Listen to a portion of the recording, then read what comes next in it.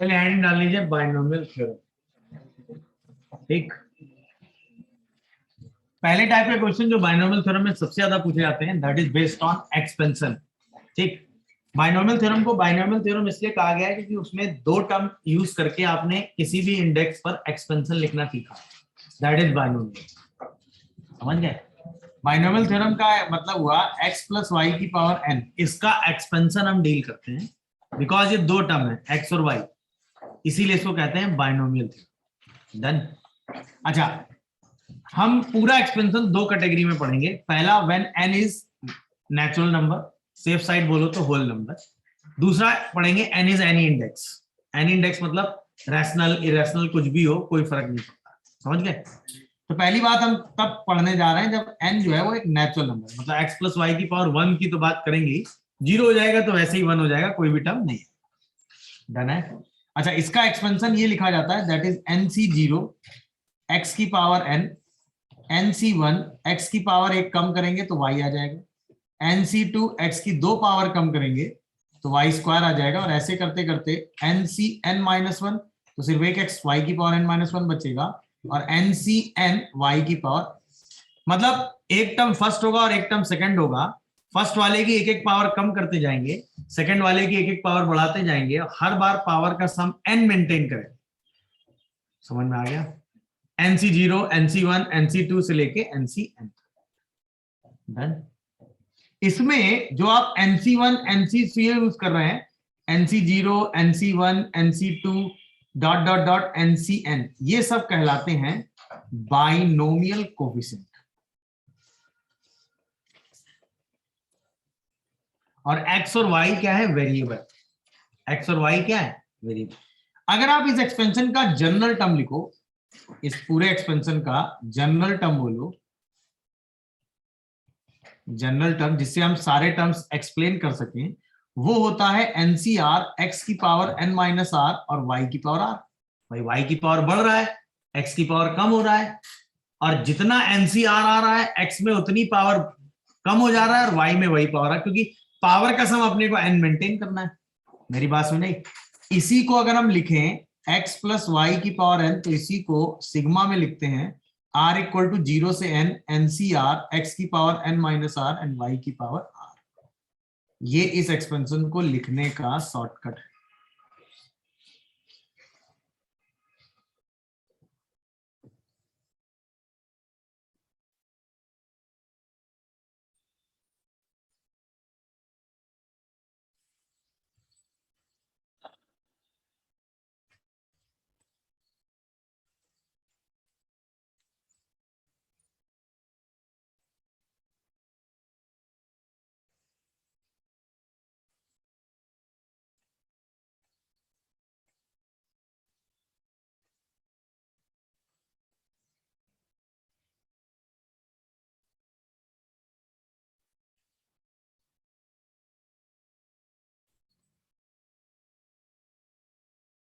हो गया भाई?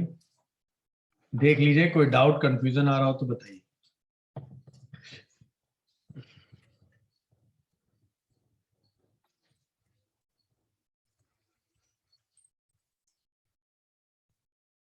हो गया भाई, आगे बढ़े।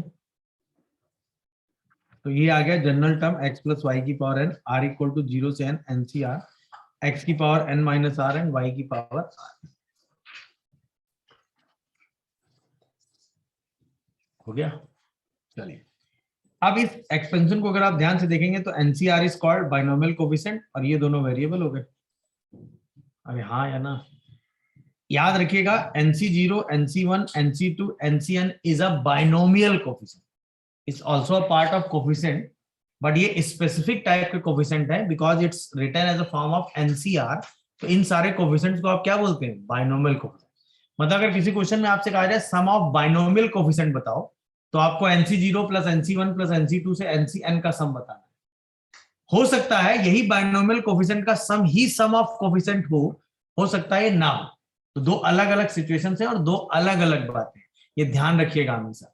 मेरी बात सुनिए। अच्छा, ये मैंने क्या इतनी देर से बोल दिया, जैसे अगर यही एक्सपेंशन होता x प्लस 2i की पावर n, समझ गए? तो आप इसका जनरल टर्म क्या लिखते?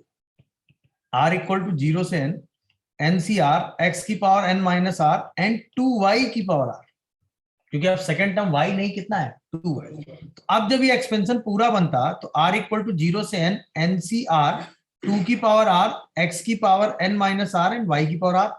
अब जो कोफिशिएंट होता वो ये होता, ये पूरा टर्म क्या होता, coefficient of this term. But अभी भी ये वाला क्या होता, बाइनोमियल कोफिशिएंट। तो अगर अपन बाइनोमियल कोफिशिएंट की बात करेंगे तो वो हमेशा एनसीआर ही आएगा, हाँ या ना? मेरी बात क्लियर हुई? ध्यान रखिएगा, sum of coefficient is another thing and binomial coefficient is another thing, दोनों चीजें मिक्स मत करिएगा। अच्छा, कई बार ऐसा होता है सम ऑफ कोफिशिएंट और बाइनोमियल कोफिशिएंट सेम आ रहे होते हैं, जैसे इस वाले एक्सप्रेशन में। मेरी बात समझ में आ रही है? तो ये पूरी मिला के ये पूरी चीज क्या होगी, कोफिशिएंट ऑफ x की power n minus are and y की पावर, और ये सिर्फ अभी भी क्या है, अब मैं ये इसलिए बता रहा हूं कि मान लो किसी क्वेश्चन में लिखा हुआ है कि इस किसी भी बाइनोमियल एक्सपेंशन में सम ऑफ बाइनोमियल कोफिशिएंट ये है, तो किसी भी बाइनोमियल एक्सपेंशन में sum of binomial coefficient fix होता है, that is 2 to the power n। अभी क्यों होता है, ये बात आएगी बात। सम ऑफ बाइनोमियल कोफिशिएंट, इससे मेरा मतलब ये है NC0 प्लस NC1 से लेके कहां तक, NCn तक, यानी कि सिग्मा r इक्वल टू 0 से n NCR, ये फिक्स होता है 2 टू द पावर n। तो किसी भी बाइनोमियल एक्सपेंशन में sum of binomial coefficient is fix. Sum of coefficient ये हो भी सकता है और नहीं भी, but binomial coefficient is fix. Done. अच्छा, जब आप डिटरमिनेंट मैट्रिक्स पढ़ रहे थे तो उसमें आपने किसी भी एक्सप्रेशन में सम ऑफ कोफिशिएंट निकालना सीखा है। कोई भी पॉलिनोमियल एक्सप्रेशन हो, अगर आपको सम ऑफ कोफिशिएंट निकालना है तो उस पॉलिनोमियल एक्सप्रेशन में जितने भी वेरिएबल आ रहे हैं आप उनकी वैल्यू क्या रख देते हो, 1। अरे अगर सारे वेरिएबल 1 हो गए तो बचा हुआ पार्ट तो कोफिशिएंट ही हो गया ना। अरे हाँ है ना। तो अगर आपको किसी भी बाइनोमियल एक्सपेंशन में भी सम ऑफ कोफिशिएंट निकालना है तो जितने भी वेरिएबल आ रहे हैं एक्स वाई एक्स स्क्वायर कुछ भी वेरिएबल की फॉर्म है, उसको उठा क्या रख दीजिए।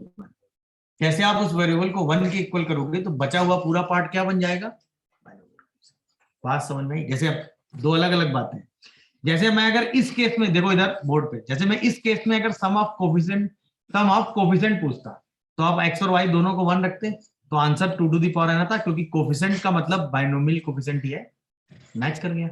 बट अगर मैं इस केस में आपसे सम ऑफ कोफिशिएंट पूछता, इस केस में सम ऑफ कोफिशिएंट, तो उसमें हर टर्म में 2 की पावर r भी इन्वॉल्व हो रहा होता, क्योंकि आप वेरिएबल को 1 रखोगे ना, variable is x and y not 2, तो अब जो आंसर आता है वो कितना आ जाता, 3। ये फर्क है। क्या है फर्क, ऑब्जर्व हुआ? बोलो भाई। तो sum of binomial coefficient is 2 to the power n, हाँ या ना? नोट कर लिया, डिफरेंस ध्यान रखिएगा।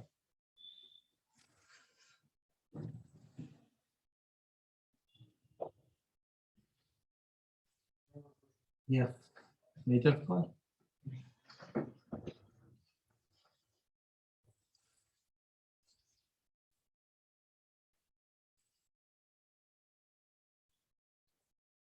हो गया, लिख लिया है भाई।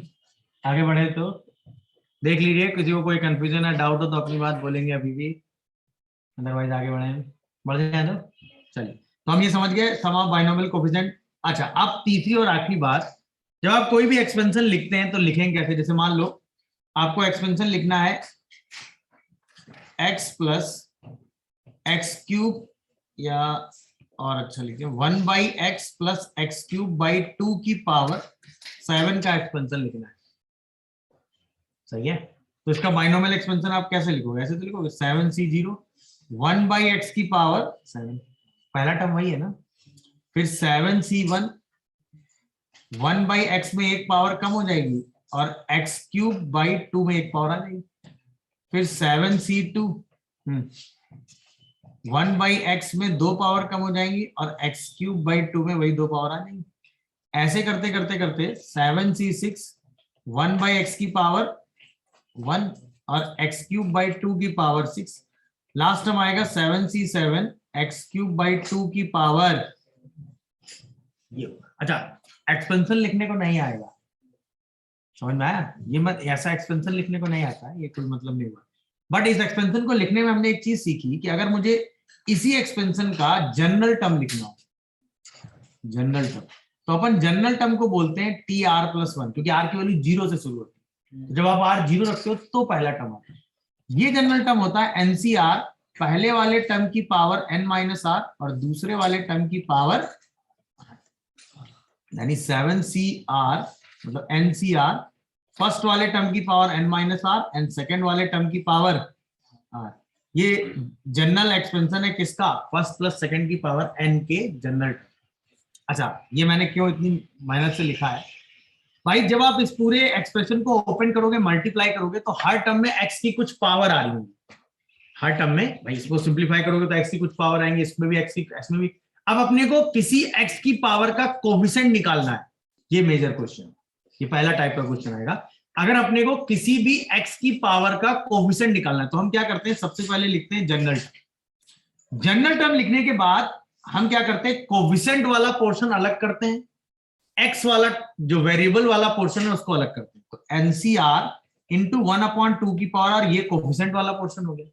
सारी x की पावर एक तरफ ले आओ, तो x की पावर 3r यहां से आएगा, अरे हाँ है ना, और यहां से आएगा x की पावर -n प्लस आर, समझ रहे हो कि नहीं? तो यहां से आएगा -n प्लस आर, दिखा? तो जो ये tr+1 बना, ये टोटल बना NCR अपॉन 1/2 की पावर r इंटू x की पावर 4r माइनस। अब जो भी अपने को x की पावर दी है वो इसके बराबर करेंगे। अगर n और n तो इंटीजर है, r हमेशा एक नेचुरल नंबर ही आएगा भाई, सॉरी होल नंबर ही आएगा, क्योंकि r की वैल्यू 0 से n के बीच में कुछ भी होगी ना। अगर r की वैल्यू मान लो 3 आ गई तो r इक्वल टू 3 रख के अपन कोफिशिएंट निकाल लेंगे। अगर r की वैल्यू 3/2 आ गई तो पॉसिबल, बात समझ रहे हो कि नहीं? हाँ है ना? तो अगर अपने को किसी भी x, मान लो इसी में x की पावर p का कोफिशिएंट निकालना है, मान लो अपने को क्या चाहिए? कोफिशिएंट ऑफ x की पावर p, तो अपन सीधा क्या करेंगे? 4r माइनस n को किसके बराबर करेंगे? p के। तो यहां से r की वैल्यू कितनी आएगी? n plus p/4। तो ये तभी पॉसिबल है जब n प्लस p किसका मल्टीपल होगा? 4 का। अरे ये समझ गए कि नहीं? अगर ये 4 का मल्टीपल नहीं हुआ तो 4 से डिवाइड, 4 से जब डिवाइड होगा तभी तो r की वैल्यू क्या आएगी? नेचुरल नंबर या होल नंबर, और वही r रख के आप आंसर निकालोगे। प्रोसेस पूरा क्लियर हुआ? तो अपने को किसी का भी कोफिशिएंट निकालना तो सिंपल। अच्छा, इसके बाद अगर अपने से ये कहे कि कांस्टेंट टर्म निकालो, अगर हमसे कहे कोफिशिएंट ऑफ कांस्टेंट, या अपने से कहे the term which independent of x,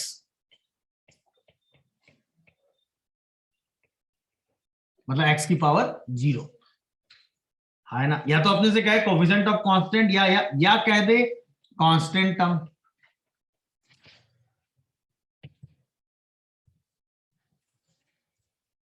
तीनों बातें सेम हो गई। तीनों बातों का मतलब है अपने से पूछ रहा है कोफिशिएंट ऑफ x की पावर। तो किसी बाइनोमियल एक्सपेंशन में अगर कोफिशिएंट ऑफ कांस्टेंट पूछे तो भी, अगर आपसे पूछे the term which is independent of x, तो भी सेम बात। अगर अपने से भाई कांस्टेंट टर्म निकालो तो भी अपने को क्या निकालना है? कोफिशिएंट ऑफ x की पावर। बात क्लियर हो रही है? तो अच्छा, x की पावर 0 कोफिशिएंट निकालने के लिए अपन इसको किसके बराबर कर देंगे? 0। अरे हाँ है ना, और वहां से अपन एन आर की वैल्यू निकालेंगे, आर की वैल्यू अपन इसमें रखेंगे, यही अपना कोफिशिएंट बना देगा। क्या है पूरा प्रोसेस अपने को क्लियर हुआ? सबसे पहले किसी भी बाइनोमियल एक्सपेंशन से क्या लिखेंगे? जनरल टर्म tr+1, उस टर्म में कोफिशिएंट और x की पावर अलग करेंगे, जो भी x की पावर अपने को चाहिए उसको बराबर करके n की वैल्यू निकाल लेंगे। अच्छा, ये पॉसिबिलिटी तभी डेवलप होगी जब ये n प्लस p, अब ये रेड टू पॉवर्ट की तरह याद मत कर लीजिएगा, प्रोसेस समझ लो, n प्लस p 4 का मल्टीपल, मतलब जिससे अपन डिवाइड कर रहे हैं उसका मल्टीपल होगा, तभी वो होल नंबर आएगा, और जब वो होल नंबर आर आएगा तभी हम उसको यूज कर पाएंगे। जैसे आर की वैल्यू रखेंगे वहां से आएगा। क्या है बात अपने को क्लियर है? कोई दिक्कत, कोई कंफ्यूजन, कोई डाउट? बोलो भाई, देख लीजिए कहीं कोई कंफ्यूजन या डाउट आ रहा हो तो बताएं।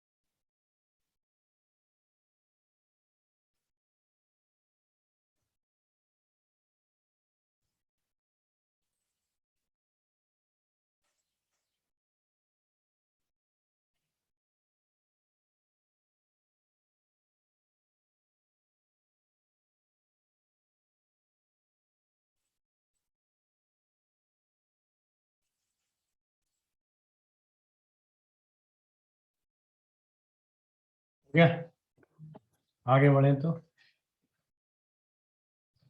डन, नोट कर लीजिए, फिर क्वेश्चन करते हैं।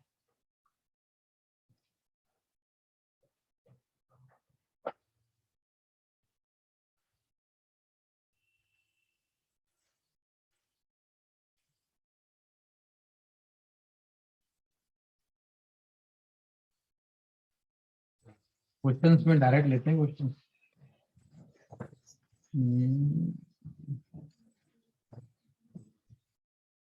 जैसे पहला तो यही है,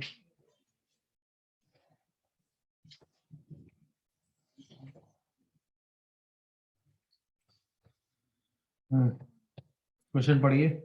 कह रहा था m की वैल्यू आपको बतानी है, जबकि क्या है scene, which is the coefficient of x, मतलब x का कोफिशिएंट इस बाइनोमियल एक्सपेंशन में ये है। x का कोफिशिएंट मतलब x की किस पावर का कोफिशिएंट, 1। क्वेश्चन पढ़ लिया ना सबने, तो m क्या होगा ये आपको बताना है। डन है।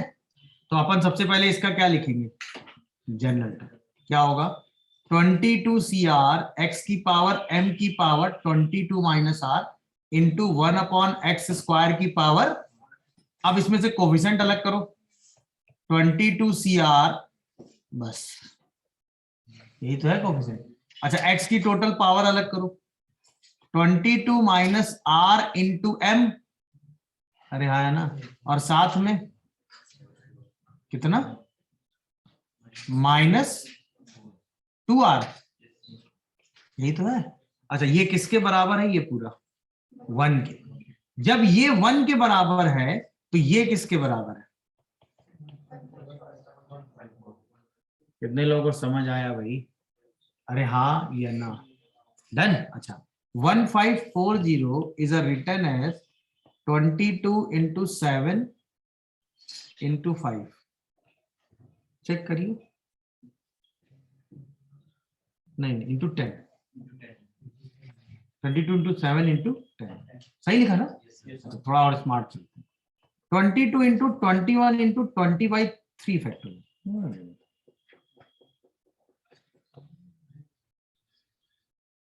पर 3 और 2 से मल्टीप्लाई करेंगे, ये लिखा हुआ है 22C3, यानी M3 मिल गया, R3 मिल गया, R3 मिल गया तो M तो मिल ही गया। 22 minus R into M minus 2R is 1, M की वैल्यू 3 रख दो, R की वैल्यू 3 रख दो, नया आया समझ में। अगर आप इसके अलावा कुछ और सोच रहे होंगे तो फंस जाएंगे, क्योंकि इसको इक्वल टू ये करके पूरा ओपन करके ये निकालना is a tough task, but ये ऑब्जर्व करना इज अ इजी टास्क। अरे हाँ या ना, और ये तो पता है ना 154 इज 22 इंटू 7, ये तो हंसते खेलते पता होना चाहिए। ये तो इतनी बार यूज करोगे सिचुएशंस में, पाई आर स्क्वायर एरिया वगैरह है, तो बहुत बार यूज हो गया होगा, नहीं आया समझ में। अब बताओ R3 रखो, कितना बच रहा है, 19,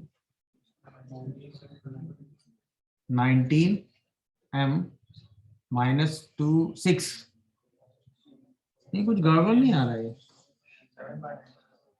और M नेचुरल नंबर पूछा है,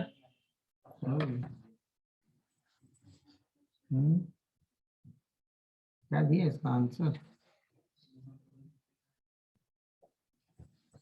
कौन सा क्वेश्चन था, 60,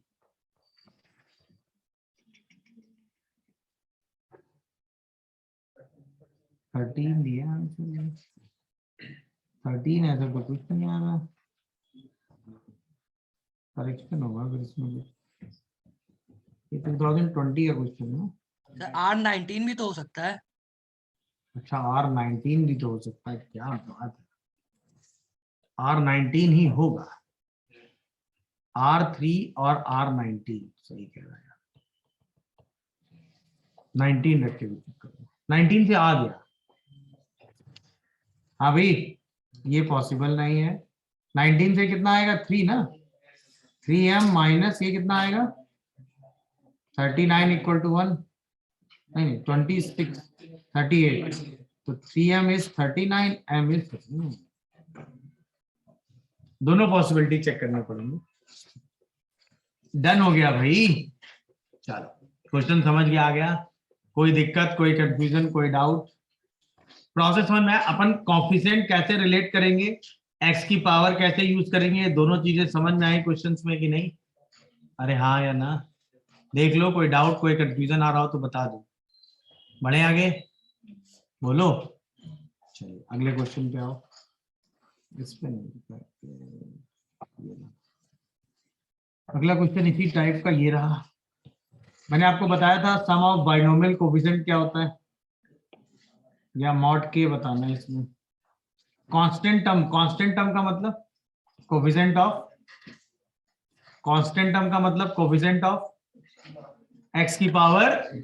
जनरल टर्म निकालो, उसमें एक्स की पावर को 0 कर दो, वहां से आर निकल आएगा, आर की वैल्यू रख दोगे तो पूरा कोफिशिएंट के टर्म में आएगा, और आपको मॉड के रिपोर्ट करना है। क्वेश्चन पढ़ लिया ना सबने? तो अपन सबसे पहले इसका क्या निकालेंगे, जनरल टर्म। जनरल टर्म मतलब TR+1, TR+1 मतलब 10CR रूट एक्स की पावर 10 माइनस आर और माइनस के बाई एक्स स्क्वायर की पावर आर। माइनस ध्यान रखिएगा, क्योंकि आपने जो बाइनोमियल एक्सपेंशन पढ़ा है वो एक्स माइनस वाई के लिए नहीं, किसके लिए पढ़ा है, एक्स प्लस वाई। अब अगर आप देखो तो 10CR माइनस के की पावर आर अलग चीज है, और एक्स की टोटल पावर है 10 minus r by 2 minus 2 r, और यही 10 minus r by 2 minus 2 r किसके बराबर है भाई, 0। इसका मतलब 5r is 10, then r is equals to 2। जैसे r को 2 रखोगे तो 10C2 माइनस k की पावर 2 ये किसके बराबर है भाई, 405। अब रेस्ट तो कर लोगे। अरे हाँ है ना, 10C2 का मतलब 45, 10 into 9/2, then k square is equals to 405 by 45, 9। बोलो 9 ना, तो k की वैल्यू कितनी आ गई थी, वैसे प्लस माइनस 3 आती, बट मॉड रिपोर्ट करना है, देन आंसर इज 3। नहीं आया समझ में? क्वेश्चन अभी भी वही था एकदम, कोई दिक्कत? बोलो भाई। सेम काम, पहले कोफिशिएंट हटाया, टर्म हटाया, सीधा सिंपलीफाई किया और आंसर लिख दिया। कोई दिक्कत कोई कंफ्यूजन हो तो अभी भी बोल सकते हो अपनी बात। डन है भाई। The term independent of x या कांस्टेंट टर्म दोनों का मतलब सेम होता है, that is coefficient of x की पावर 0। कोफिशिएंट ऑफ एक्स की पावर 0 किसी भी टाइप में पूछा रहेगा, आप उसके बाद आंसर रिपोर्ट कर सकते हैं, उसमें कहीं कोई कंफ्यूजन नहीं है। ये लो, ये इस बार का क्वेश्चन है, the term independent of x. The term independent of x का मतलब समझ रहे होगे सब लोग, बताओ फिर। अब क्या है, पहला सवाल, क्या ये बाइनोमियल एक्सपेंशन है अभी ना? पहले इसको सिंपलीफाई करके बाइनोमियल एक्सपेंशन की फॉर्म में देखेंगे। अब देखने के लिए कैसे सिंपलीफिकेशन होना चाहिए, देखो ध्यान से, अगर आप ध्यान से ऑब्जर्व करो तो ये 2/3 1/3 है, यानी ये x की पावर 1/3 का, इसको क्या लिखेंगे, x की पावर 1/3 का होल क्यूब। और ये अगर देखो यहां से अगर आप रूट एक्स कॉमन करो तो अंदर क्या बचेगा, रूट एक्स -1, तो ये रूट एक्स का होल स्क्वायर -1 है। तो आप सिंप्लीफाई करना थोड़ा सा आसान हुआ कि नहीं? तो अपन क्या करेंगे बताओ, मैं सिंप्लीफाई कर देता हूं, बाकी काम आप करेंगे। एक्स की पावर 1/3 का होल क्यूब +1 अपॉन एक्स की पावर 2/3 एक्स की पावर 1/3 +1 एंड रूट एक्स का whole square -1 upon root x -1।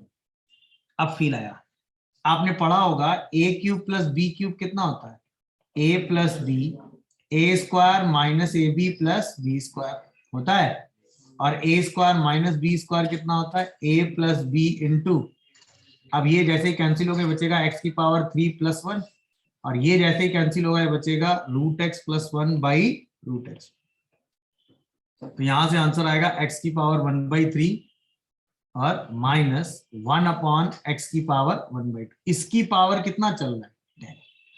ये है एक्सपेंशन जिसको अपने को आगे प्रोसीड करना है। अब इसमें अपने को क्या चाहिए, the term which is independent of x, मतलब किसका कोफिशिएंट, x की पावर 0। बस अब तो क्वेश्चन आसान हो गया। इसका क्या लिखेंगे, जनरल टर्म 10CR x की पावर 1/3 की power 10 minus r -1 upon x की पावर हाफ की पावर r। तो कोफिशिएंट कितना हुआ, 10CR -1 की पावर r, और x की टोटल पावर 10 - r/3 - r/2। अब 10 - r/3 इक्वल टू r/2, क्योंकि 0 करना है ना, तो 20 - 2r = 3r, then r = 4। r equal to 4 उठा के यहाँ रख दो, तो कोफिशिएंट कितना आ गया भाई 10c4 माइनस 1 की पावर 4।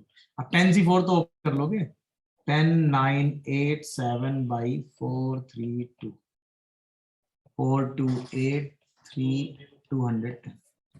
नहीं आया समझ में? चेक। कोई दिक्कत, कोई कंफ्यूजन, कोई डाउट? पूरा प्रोसेस क्लियर हुआ? कहीं भी कोई भी कंफ्यूजन आ रहा हो तो अभी भी बोल सकते हो एक्सपेंशन डील करने में। देख लीजिए, कोई डाउट हो तो बोलिए।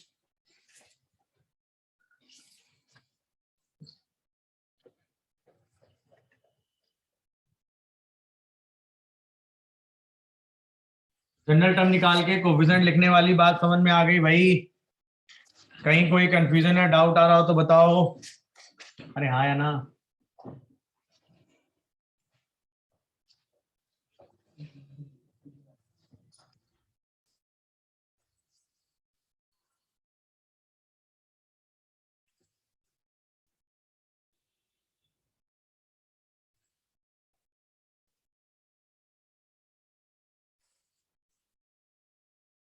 आ गया समझ में भाई? देख लीजिए, कोई डाउट आ रहा हो तो बताओ। डन? डन हो गया भाई।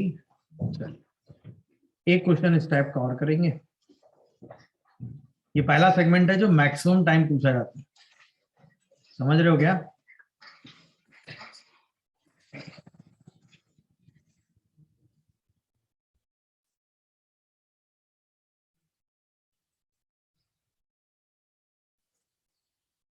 ये लीजिए, एक ये क्वेश्चन करिए।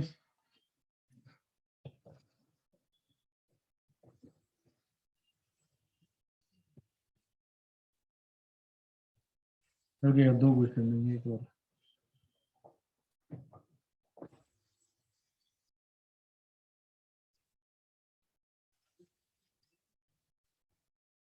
क्या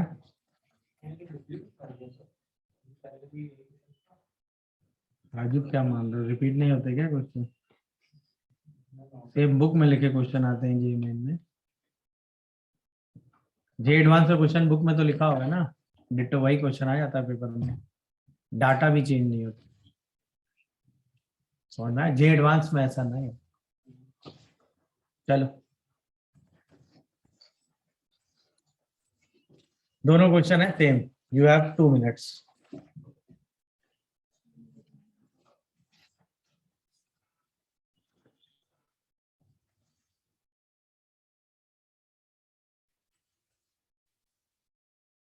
कांस्टेंट टर्म मतलब कोफिशिएंट ऑफ एक्स की पावर 0, एक्स की पावर 7 एंड 8, 7 एंड 8।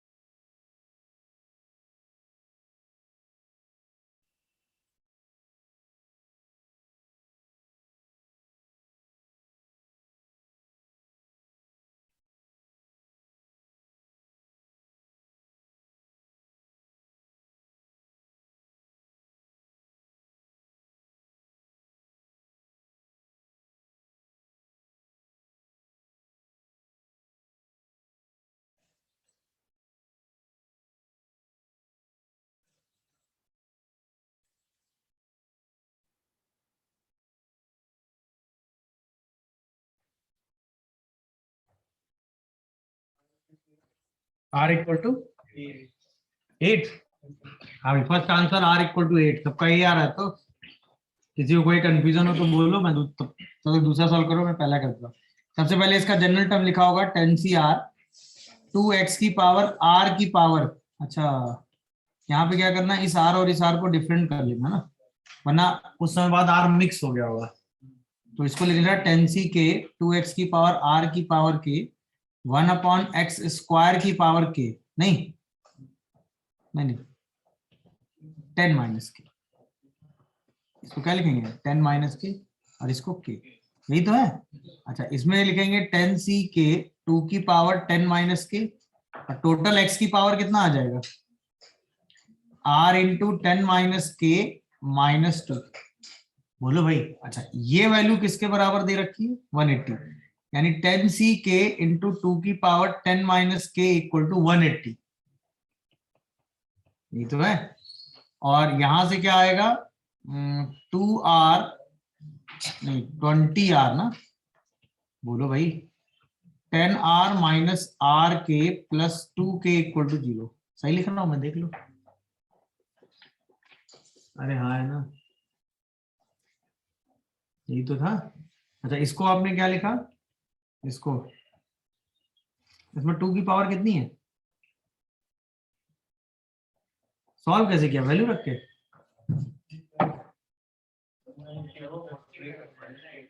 क्या बेटा क्या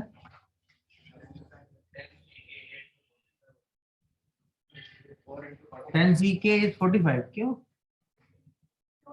नहीं इसको 180 को 2 की पावर में लिखो ना, कितना है, नहीं तो 2 की पावर 2 आ गया ना, और ये कितना आ गया 45, आप दिख जाएगा भाई। 2 की पावर 2 चाहिए और इससे ज्यादा 2 आप ला नहीं पाओगे, तो 2 की पावर 2 करने के लिए 10 माइनस के को कितना करोगे 2, तो के कितना आ गया 8, और 10c 8 अभी आपने पढ़ा ही ना 45 होता है। अरे हाँ यार ना, 10c 8 तो अभी आपने पढ़ा ना भाई, सिंपल से कंपेयर ही तो करोगे ना। तो यहाँ से के मिल गया 8, जैसे ही के को 8 रखोगे आर आ जाएगा। आर कितना आ रहा है, नहीं समझ में, के को 8 ले सकते हो या के को क्या ले सकते हो, के को 8 ही ले सकते हो, यहाँ पे 2 नहीं ले सकते हो। जैसे 8 रखो क्या आ रहा है,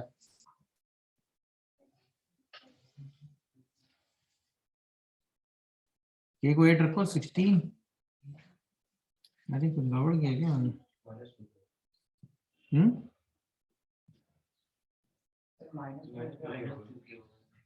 कहाँ पे, अच्छा गड़बड़ लिख दिया क्या मैंने, आर के माइनस 2 के। अभी रखो जरा 8 क्या आ रहा है, 10r minus 8r is equal to 16, ऐसा क्या। तो यहाँ से 2r इज 16, तो r की वैल्यू कितनी आएगी, नहीं समझ में आया भाई। अच्छा ये ऑब्जर्वेशन दिखा कि नहीं, कैसे कंपेयर किया मैंने, बोलो भाई। गुड, सेकंड क्वेश्चन करो। पहला ऑब्जर्वेशन दिखा भाई सबको, अभी थोड़ी देर पहले सिखाया था मैंने कैसे ऑब्जर्व करते इस इक्वेशन को, ऐसे ऑब्जर्व करिएगा तो जल्दी काम हो जाता है, समझ रहे हो। अच्छा यहाँ पे दो पॉसिबिलिटी बन सकती थी इसके हिसाब से 10c2 की, बट ये पॉसिबिलिटी पॉसिबल इस केस में नहीं हो सकती है। क्यों नहीं हो सकती समझ गए, क्योंकि k की वैल्यू फिक्स है, वो 8 ही हो सकती है, वो 2 नहीं। मेरी बात समझ रहे हो तो चलो अगले वाले में तो आसान है। इसका जनरल टर्म लिखा सबने, क्या लिखा, NCR 2 की power n minus r x की पावर r अपॉन 3 की पावर r। बोलो भाई बोलो। अच्छा अब x की पावर 7 का कोफिशिएंट, पहले जनरल टर्म और कोफिशिएंट क्या है ये बताओ। NCR 2 की power n minus r upon 3 की पावर r इंटू एक्स की पावर r, यही तो है। तो फॉर x की पावर 7 कितना कोफिशिएंट आएगा, NC7 2 की पावर n माइनस 7 अपॉन 3 की पावर 7, देखो ना R7 होना चाहिए। और फॉर x की पावर 8 कितना आएगा, NC8 2 की पावर n माइनस 8 अपॉन 3 की पावर 8। दोनों कोफिशिएंट कैसे है भाई, इक्वल, इक्वल कर दो। तो NC7 2 की पावर n माइनस 7 अपॉन 3 की पावर 7 इक्वल टू NC8 2 की पावर n माइनस 8 अपॉन 3 की पावर 8। ये और ये कैंसिल 1 3, ये और ये कैंसिल 1 2। नहीं आया समझ में, बोलो भाई सही है यहाँ तक। तो ये क्या बचा, NC8 upon NC7 equal to 6। अरे हाँ या ना, अब इसको हम बोलते हैं n माइनस 7 बाई 8 इज 6, तो n is equal to 48 plus 7, answer is 55।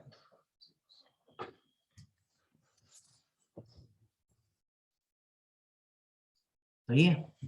अच्छा ये कहां से लिखा, अगर मान लो ये लिखना आज के बाद तो अभी लिखना आ ही जाएगा, नहीं आता है तो ध्यान रखिएगा, NC8 अपॉन NC7 को ओपन कर दीजिएगा, n factorial n minus 8 factorial और 8 फैक्टोरियल, इसको ओपन करोगे तो n factorial, n minus 7 factorial और 7 फैक्टोरियल, n फैक्टोरियल खत्म। ये और ये कैंसिल करोगे तो बाहर क्या आ जाएगा, n माइनस 7, ये और ये कैंसिल करोगे तो बाहर क्या आएगा 8, ये आंसर आएगा n माइनस 7 बाई, वही लिखा मैंने डायरेक्ट। नहीं आया समझ में, देख लीजिए, कोई डाउट हो तो बताइए। क्या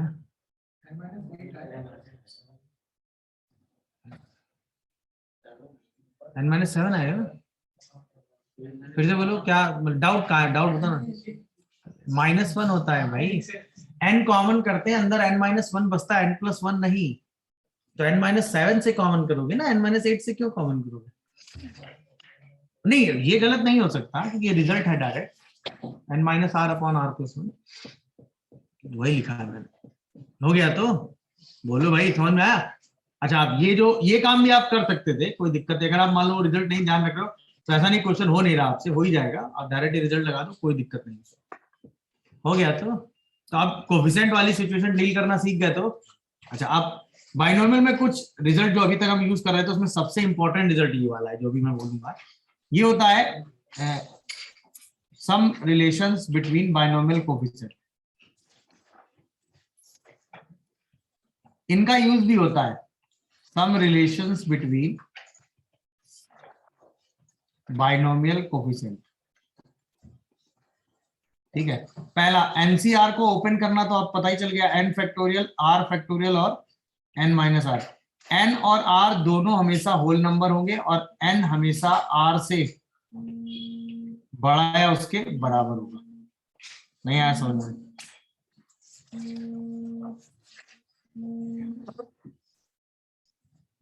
पहला ये तो पता ही होगा वैसे तो।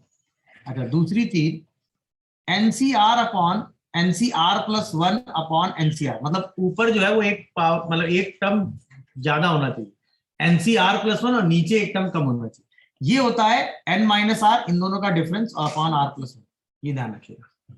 अभी ऊपर सेम तरीके से प्रूव किया, ये होता है n minus r by r plus. समझ में आया? तथा फैक्टोरियल ओपन करोगे तो सेम की आ जाएगी।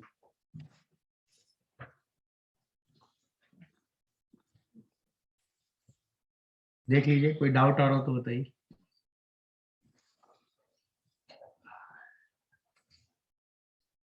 समझ गए ना?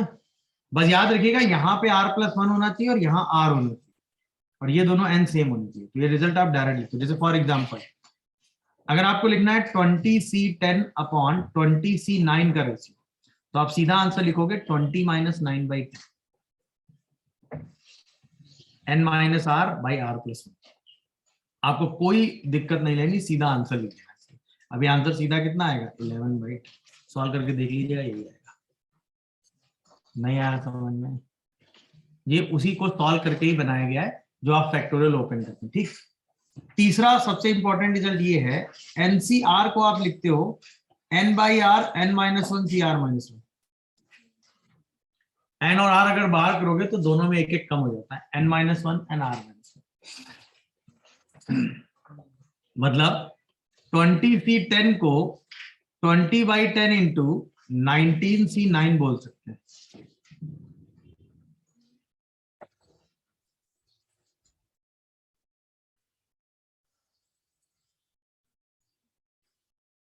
समझ गए? अच्छा ये सेम है, जैसे अपन एनसीआर लिखें, एनसीआर को लिखते हैं n factorial r factorial n minus r factorial. अब देखो एक n बाहर करोगे तो यहां बचेगा n माइनस 1 फैक्टोरियल, एक r बाहर करोगे तो r माइनस 1 फैक्टोरियल, और ये तो वही लिखा है ना n minus 1 minus r minus 1 factorial, इसमें तो कोई दिक्कत है ही नहीं ना, प्लस 1 माइनस 1। तो ये पूरी चीज मिला के क्या हो गई, तो ये n बाई आर बाहर आ गया, बन गया n माइनस 1 सी, यही मैंने ऊपर कहा। नहीं आया समझ में? तो अगर n और r बाहर करेंगे तो अंदर क्या बचेगा? n-1c r-1। बोलो, समझ गए भाई? अच्छा, इसके बाद लास्ट एनसीआर में अगर एनसीआर प्लस वन ऐड करो तो वो n+1 CR+1 बन जाता है। मतलब एनसीआर में अगर NCR+1 ऐड करो तो वो n को एक बढ़ा के n+1 CR+1 बन जाता है। ये 4 रिजल्ट हैं जो बहुत ही फ्रीक्वेंट यूज होते हैं। रिजल्ट तो 2 और है बट वो समय के साथ आएंगे, अभी नहीं। अभी के लिए 4 रिजल्ट इंपॉर्टेंट। इसमें सबसे इंपॉर्टेंट ये वाला है, ये वाला भी।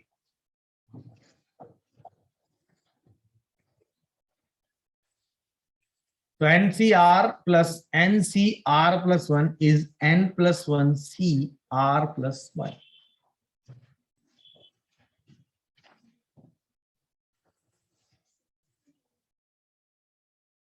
हो गया भाई? अरे हाँ है ना? देख लीजिए, कोई कंफ्यूजन है? लास्ट वाला प्रूफ कर लोगे? सीधा बाइनोमियल ओपन कर दो भाई। n factorial r factorial n-r factorial n factorial r+1 factorial और n-r-1 फैक्टोरियल। दिखा?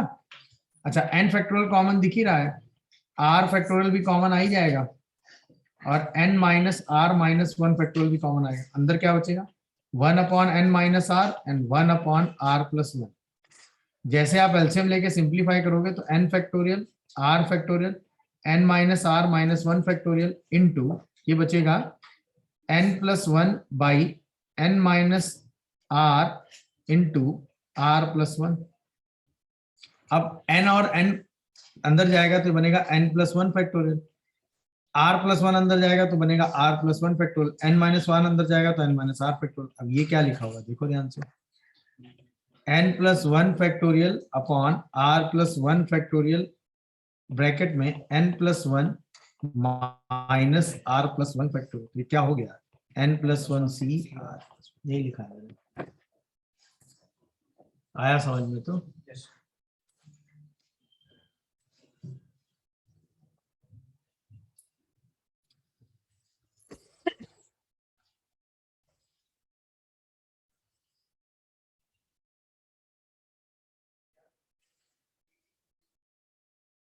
हो गया? देख लीजिए, कोई डाउट या कंफ्यूजन आ रहा हो तो बताएं। देख लीजिए, किसी को कहीं पे कोई डाउट या कंफ्यूजन आ रहा हो तो अपनी बात बोलेगा अभी तुरंत। है क्या?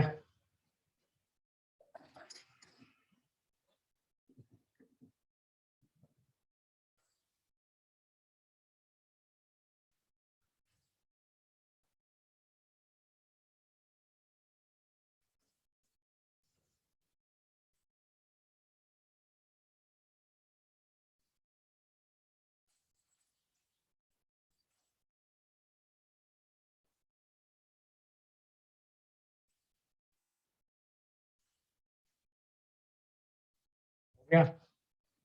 आगे बढ़े तो that is n+1 CR+1। That is n+1 CR+1।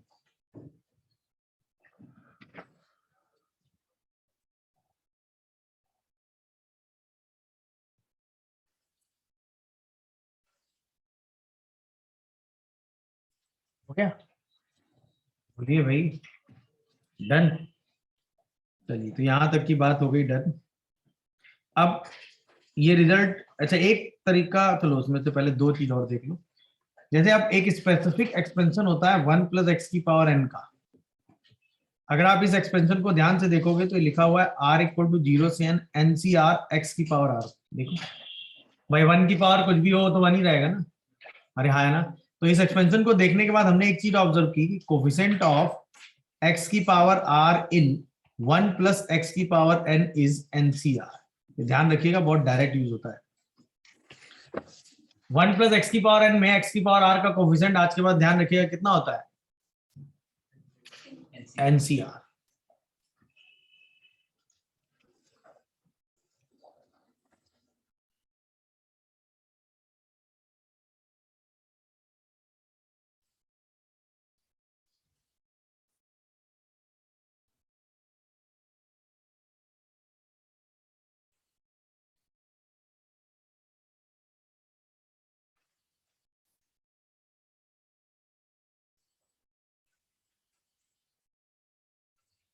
हो गया भाई, कोई दिक्कत, कोई कंफ्यूजन? गुड। इसके बाद आओ, आपने x प्लस वाई की पावर n पढ़ा है क्या? nc0 x की पावर n, nc1 x की पावर n माइनस 1, आगे y nc2 x की power n minus 2 dot dot dot, अरे nc3 लिखिएगा, nc3 x की power n minus 3 y and so on, last में ncn y की power n। सही लिखा है? अच्छा, यहीं पे मैं अगर x माइनस वाई की पावर n बोलूं तो क्या डिफरेंस आएगा?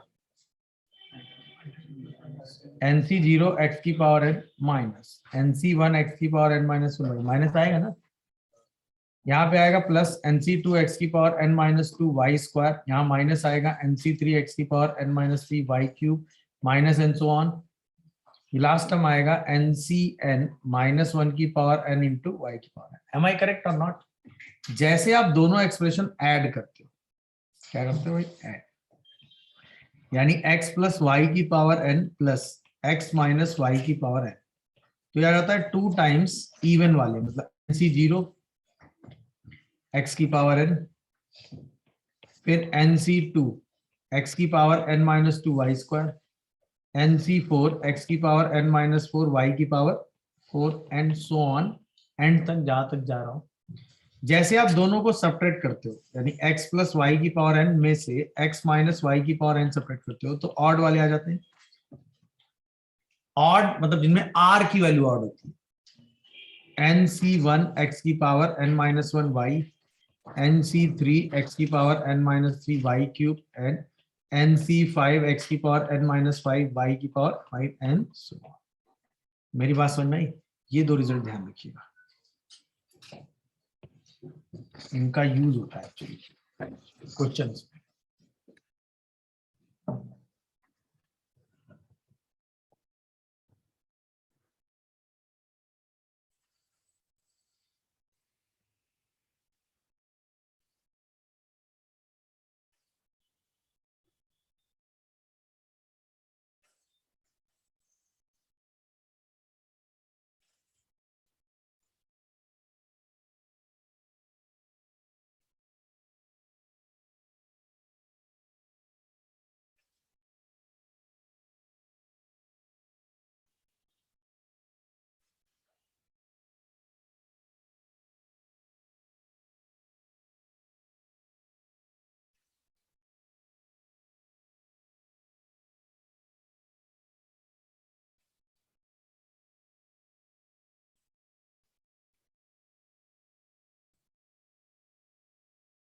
Yeah.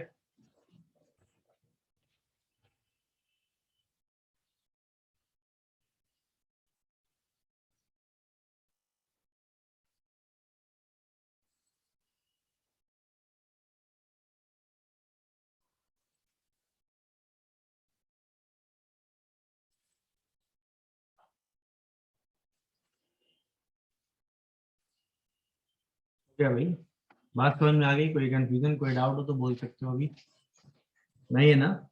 समझ गए भाई सब लोग? बोलिए भाई, चलिए आगे बढ़े।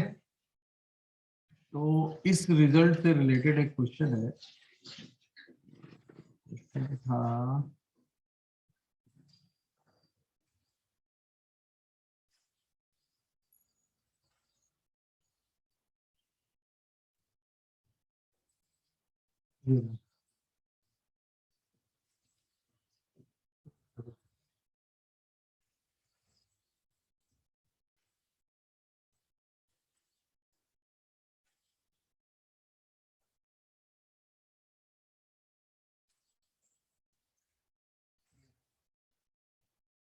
की पावर 4 और एक्स स्क्वायर का कोफिशिएंट अल्फा और बीटा है, और अगर आप इसको ध्यान से देखोगे तो क्या लिखा है? x प्लस वाई की पावर 6 और x माइनस वाई की पावर 6, यानी दोनों को ऐड किया गया है। तो बताओ इसका एक्सप्रेशन क्या होना चाहिए? एक्स स्क्वायर माइनस, क्योंकि अगर आप ऐसे सॉल्व करोगे तो फंस जाओगे, और अगर आप ऐसे समझ के सॉल्व करोगे तो जल्दी क्वेश्चन कर पाओगे। ये है, इस एक्सप्रेशन को आप लिखोगे 2 टाइम्स, सारे इवन वाले आएंगे यानी nc0 से, तो 6c0 x की पावर 6 पहला टर्म, हाँ है ना? फिर 6c2 x की पावर 4 और रूट अंडर एक्स स्क्वायर -1 की पावर 2। अरे हाँ है ना। फिर अगला आएगा 6c4 x की power 2 and root under x square -1 की पावर 4 मतलब 2। और लास्ट क्या बचेगा 6c6। अरे हाँ है ना, एक्स स्क्वायर के रूट की पावर 3। अरे बोलो भाई, अब इसमें अपने को किसका किसका कोफिशिएंट चाहिए, x की पावर 4 का वो कितना है, और किसका कोफिशिएंट चाहिए x की पावर 2 का वो कितना है बेटा। अब बताओ x की पावर 4 यहां से आएगा क्या, नहीं, यहां से आएगा जब ये 1 से मल्टीप्लाई हो। तो पहला कोफिशिएंट कितना मिला 6c2। अरे हाँ या ना, यहां -6, यहां पे आओ भाई। इसमें क्या है, जब एक्स स्क्वायर इससे मल्टीप्लाई होगा तो इसमें क्या आएगा एक्स स्क्वायर एक्स की पावर 4 -2x स्क्वायर +1, और अपने को चाहिए एक्स की पावर 4, तो जब ये दोनों मल्टीप्लाई होंगे तभी तो बनेगा। यानी अगली बार कितना आएगा -2 6c4। अच्छा यहां पर भी आएगा, x³ है ना, तो पहला आएगा x की पावर 6, दूसरा आएगा 3x की पावर 4। अरे बोलो भाई, और जब ये दोनों मल्टीप्लाई होंगे तभी तो आएगा, यानी अगला कोफिशिएंट कितना आएगा -3 6c6 एक्स की पावर 4 डन। एक्स स्क्वायर यहां से आएगा, यहां से आएगा, यहां से पहली बार आएगा जब ये एक्स स्क्वायर इसमें कांस्टेंट वाले पार्ट से मल्टीप्लाई होगा। अरे हाँ या ना, यानी कि कितना आएगा पहला 6c4 प्लस का भाई। और अगले वाले केस में जब आओगे तो ये बनेगा एक्स स्क्वायर एक्स की पावर 6 -3x की पावर 4 +3x स्क्वायर, और अपने को किसका कोफिशिएंट चाहिए एक्स स्क्वायर का, तो ये कितना आएगा प्लस का 3 6 6। अल्फा और बीटा मिल गए, आंसर आ जाएगा। कितने लोगों को समझ आया भाई, बताओ what is alpha what is beta, simplify करके आंसर बोलो कौन सा है।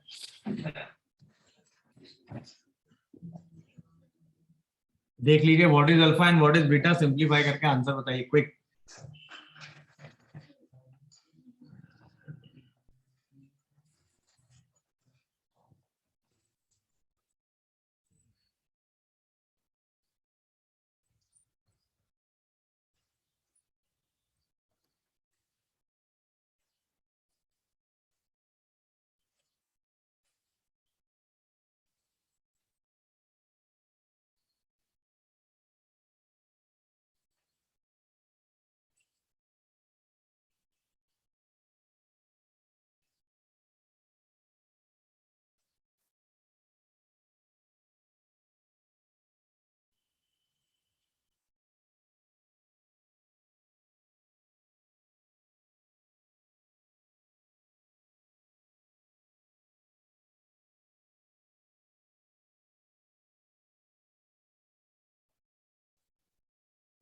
अल्फा माइनस अल्फा आ रहा है भाई -48, बीटा बताओ कितना 18। कौन सा ऑप्शन सही है, कौन सा B, D is correct, D correct नहीं B correct, correct answer D है भाई। समझ में आ गया होगा तरीका, कोई दिक्कत कोई कंफ्यूजन कोई डाउट बोलिए भाई, यहां तक की चीज क्लियर है। अच्छा ये तो बात हो गई x + y x - y की, ध्यान रखिएगा इसमें घुमा फिरा के क्वेश्चन पूछे जा सकते हैं, डन है।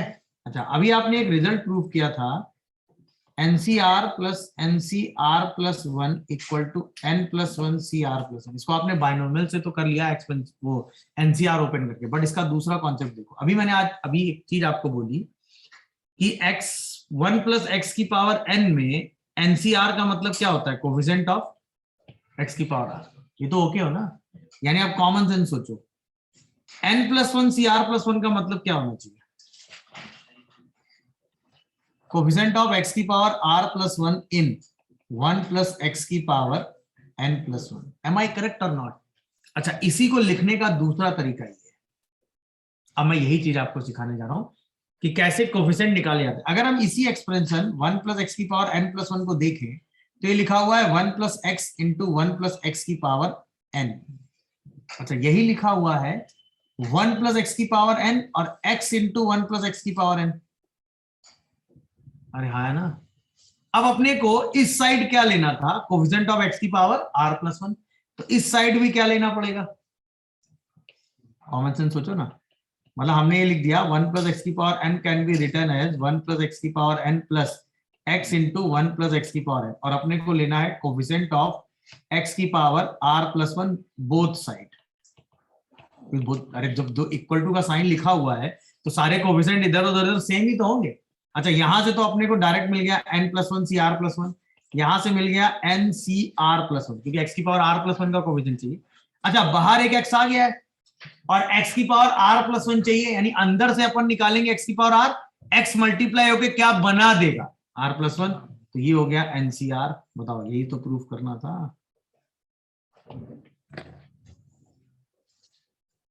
नहीं आया समझ?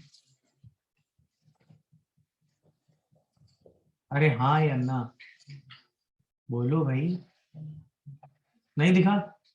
कोई चीज गड़बड़ कर रही है तो बताओ।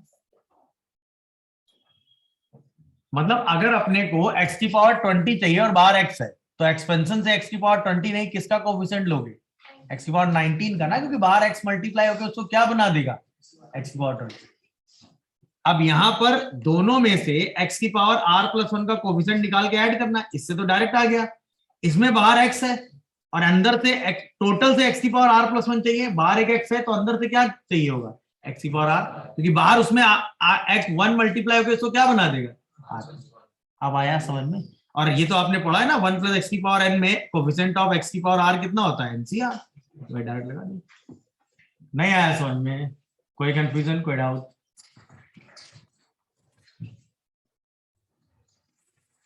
देख लीजिएगा, कहीं कोई कंफ्यूजन या डाउट आ रहा हो तो बताइएगा।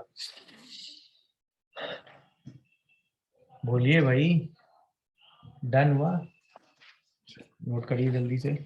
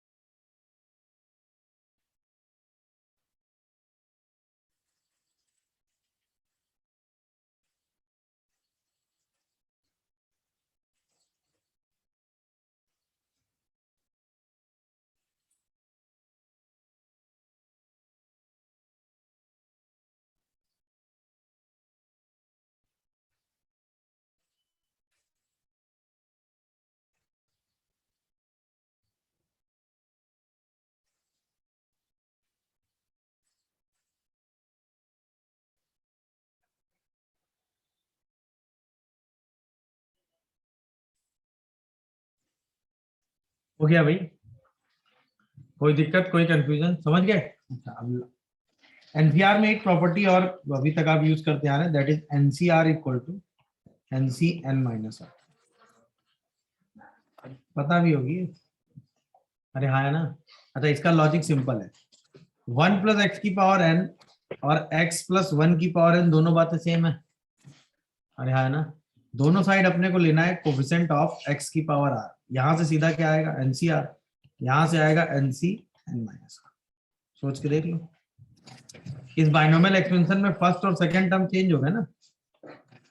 अगर आप इसका जनरल टर्म लिखोगे तो लिखोगे NCR x की पावर r, इसका जनरल टर्म लिखोगे तो NCR x की पावर n माइनस r, और आपको दोनों साइड किसका कोफिशिएंट चाहिए? x की पावर r का। तो यहाँ पे जब n माइनस r करोगे तभी r बनेगा, यानी x की पावर r का कोफिशिएंट क्या होगा? इधर NCR और इधर NCn।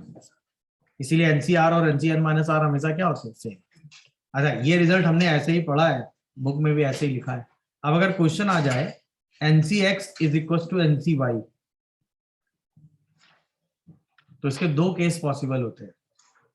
पहली सिचुएशन ये हो सकती है कि x इक्वल टू वाई, दूसरी सिचुएशन ये हो सकती है कि x plus y equal to, और x और y की जितनी भी वैल्यू होंगी वो किसके बीच में लाई करेंगी? 0 1 2 से लेके कहां तक? ध्यान रखिएगा हमेशा, हम सिर्फ एक पॉसिबिलिटी रीड कर जाते हैं, x इक्वल टू वाई या x plus y equal to n, क्योंकि दोनों से रिजल्ट आ सकता है।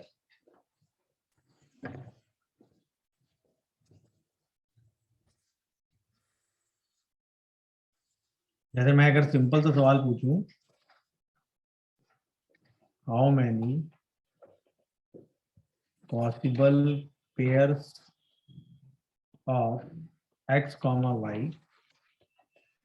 such that 60x is equal to 60y, बता।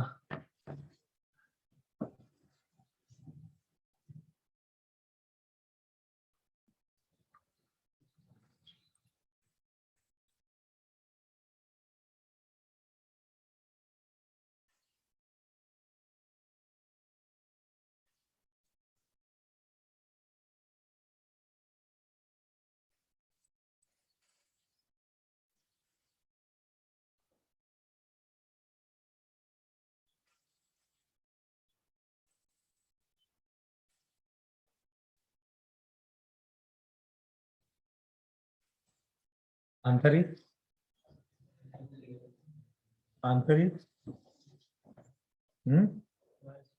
12 और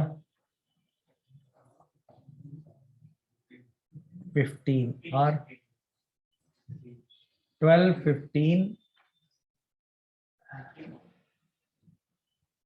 15 और एक्चुअल आंसर इज 13। पहला case when x is equal to y 7 pair 0 0 1 1 2 2 3 3 4 4 5 5 6 6। अगर x plus y equal to 6 again 7 pairs, दोनों में एक पेयर कॉमन है 3,3। Answer is 7 + 7 - 1, answer is 13 pair.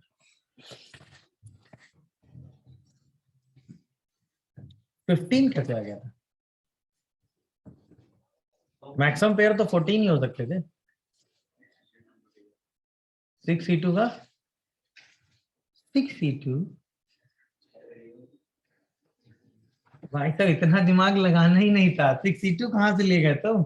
अभी ऊपर बताता जा रहा हूं, when ncx is equals to ncy there is a two possible way, x equals to y and x plus y equal to 1। x equal to y लिखने के 7 तरीके, 0 0 1 1 2 2 3 3 4 4 5 5 6 6। x plus y equal to 6 लिखने के भी 7 तरीके, 0 6 1 5 2 4। अरे ऐसे करते करते करते कितना 6 0 7 7 14, एक पेयर बीच में कॉमन है 3 3 एंड 3 3 -1। ज्यादा दिमाग नहीं लगाना होता है भाई। NC2 समझते हो क्या होता है? अभी नहीं समझ रहे NC2 क्या होता है? चलो हो गया भाई, यहां तक क्लियर है? कोई दिक्कत, कोई डाउट, कोई कंफ्यूजन? तो NCR is equal to NCN - R, इसका एक यूज है। क्लियर है? अच्छा, अब जो कोफिशिएंट वाली बात थी उस पर बेस एक क्वेश्चन ये वाला करो।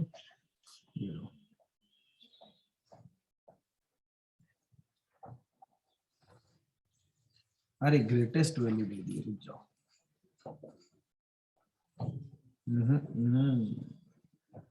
ये लो, ज्यादा इफेक्टिव है।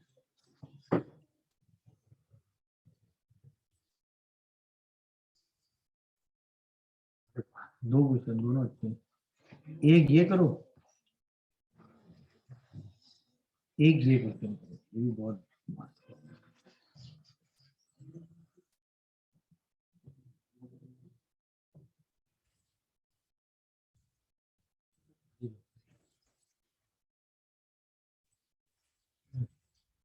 दोनों का आंसर बोलो।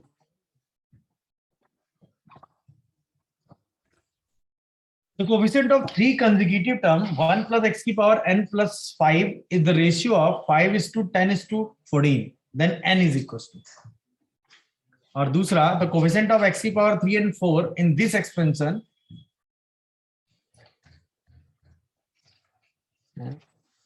both are 0। अच्छा दोनों ही 0 है, x की पावर 3 और 4 का कोफिशिएंट दोनों 0 है, तो a और b क्या होगा? सॉल्व। अच्छा क्वेश्चन।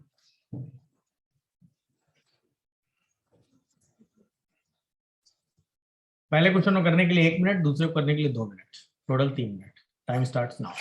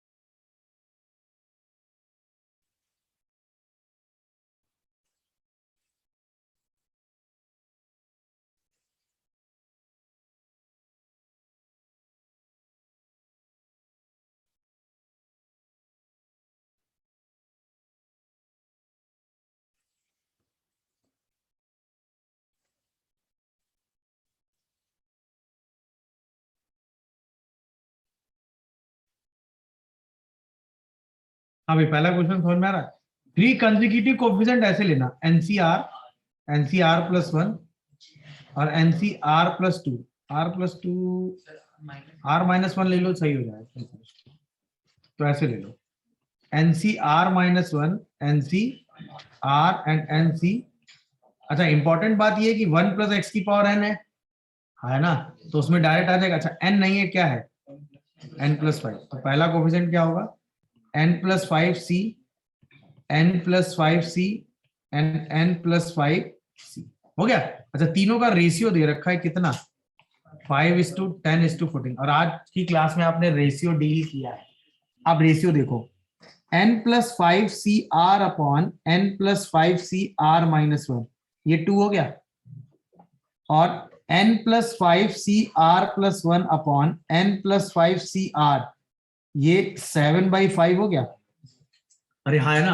अच्छा ये तो आपने पढ़ा है, n plus 5 minus r plus 1 by r is 2, और n plus 5 minus r by r plus 1 is 7/5। n और r में कितनी इक्वेशन आ गई, दोनों को सॉल्व करके n और r निकाल दिए। नहीं आया समझ में,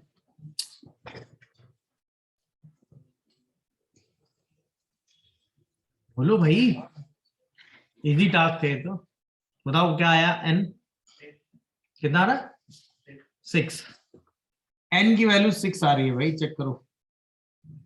सिंपल है, यहां से r निकालो, यहां से r निकालो, दोनों r बराबर कर दीजिएगा, वहां से n डायरेक्ट निकल आएगा। बोलो भाई, या यहां से r की वैल्यू निकाल के यहां रख दीजिएगा तो भी सेम है, कर तो लोगे। इसलिए पहला क्वेश्चन आसान था, क्योंकि आपने एनसी। अच्छा इसके बाद इसको फैक्टोरियल ओपन करने में टाइम वेस्ट मत करिएगा, ये मेथड ध्यान रखिएगा, ये वाला NCR by NCR minus 1, that is n minus r plus 1 by r. समझ रहे हो कि नहीं, बस उतना ही लगाना होता है। चलो अगले में देखो,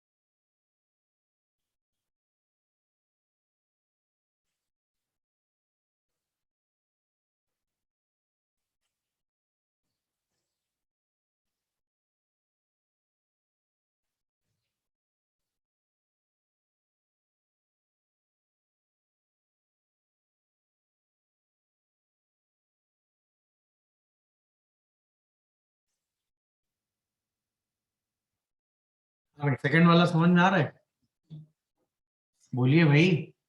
अगर आप ध्यान से देखो तो बाइनोमियल एक्सपेंशन सिर्फ इतना है। तो पहले इसका जनरल टर्म अगर लिखोगे तो क्या लिखोगे, 18cr माइनस 2x की पावर r। अरे हाँ है ना, तो इसके हिसाब से अगर चलोगे तो 18cr माइनस 2 की पावर r और x की पावर r आएगा। इसमें किसी का भी कोएफिशिएंट चाहिए, r की वैल्यू रखो, जैसे x की पावर 2 चाहिए इसमें तो r2 हो गया, x की पावर 3 चाहिए तो r3 हो गया। ये एम सिंपल था। अरे हाँ है ना, इसमें x की पावर r का कोएफिशिएंट ये था। अब आओ क्वेश्चन ओरिजिनल ये है, 1 plus ax plus bx square और इनटू 1 माइनस 2x की पावर 18। पहला इसमें लेना है कोफिशिएंट ऑफ x क्यूब। अच्छा, x क्यूब कैसे कैसे बनेगा, जब ये 1 इससे मल्टीप्लाई होगा तो अंदर से x क्यूब ही आएगा, अंदर से अगर x क्यूब आएगा तो आएगा 18cr माइनस 2 की पावर 3। ये दिखा। अच्छा, जब ax मल्टीप्लाई होगा और अपने को x क्यूब बनाना है, x बाहर आ चुका है तो अंदर से सिर्फ x की पावर 2 आएगा, यानी 18c2 माइनस 2 की पावर 2 और साथ में a। अच्छा, जब क्या मल्टीप्लाई होगा तो अंदर से सिर्फ x आएगा, मतलब 18c1 माइनस 2 की पावर 1 इंटू बी, और ये किसके बराबर है, 0। अगली बार अपने को लिखना है कोफिशिएंट ऑफ x की पावर 4 बनाना है ना। चलो, तो पहले में 18c4 माइनस 2 की पावर 4, दूसरे में 18c3 माइनस 2 की पावर 3 इंटू ए, और तीसरे में 18c2 माइनस 2 की पावर 2 इंटू बी 0। ए और बी में कितनी इक्वेशन है, दोनों को सॉल्व करके ए और बी। कितने लोगों को समझ आया भाई? अरे हाँ है ना, क्लियर हुआ? कहीं कोई डाउट या कंफ्यूजन आ रहा हो तो अपनी बात बोलेंगे अभी तुरंत। आप 18cr को तो सॉल्व कर लोगे ना भाई, सब जगह नहीं कर पाओगे क्या? बोलिए भाई, कोई चीज ना समझ में आ रही है तो बताओ।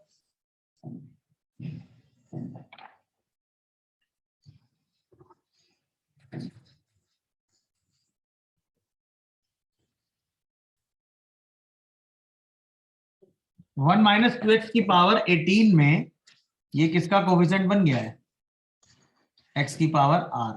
बस उसी को यूज करके लिखना। क्या आ रहा भाई, ए और बी सॉल्व करके बताना है, पूरा सॉल्व करके आंसर चाहिए मेरे को। सॉल्व करिए और आंसर बताइए, क्योंकि सॉल्व करके आंसर निकालना पड़ेगा। ये 2 से 3 मिनट का क्वेश्चन है, 2 मिनट तो है ही कम से कम, क्योंकि इतना कैलकुलेशन करना ही पड़ेगा, इसके अलावा कोई दूसरा रास्ता आपके पास आया नहीं। तो आपको ए और बी में 2 लीनियर इक्वेशन बनानी पड़ेंगी, इसके बाद आंसर कैलकुलेट करना पड़ेगा। और क्वेश्चन में बी निकालिएगा, ए निकालने से बच नहीं पाएंगे आप, क्योंकि 2 ऑप्शन में ए और ए सेम, वो 50-50 है। तो बी निकालेंगे तो एक ही बार में आंसर आ जाएगा, क्योंकि बी सब में अलग अलग है। बी भी सेम है।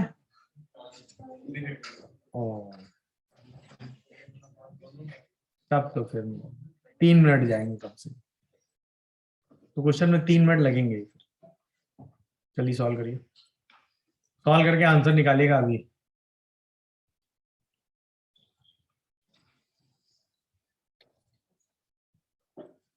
जल्दी सॉल्व करके आंसर बताइए, what is a and what is b, quick.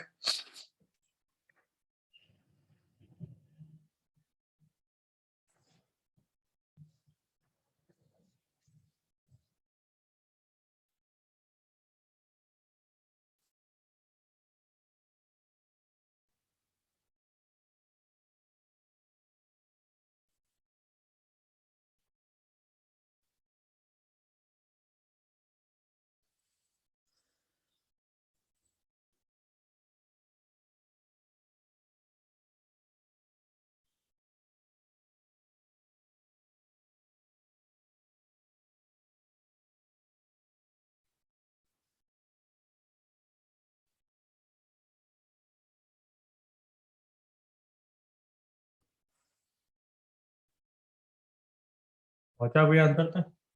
पहली क्वेश्चन क्या बन रही?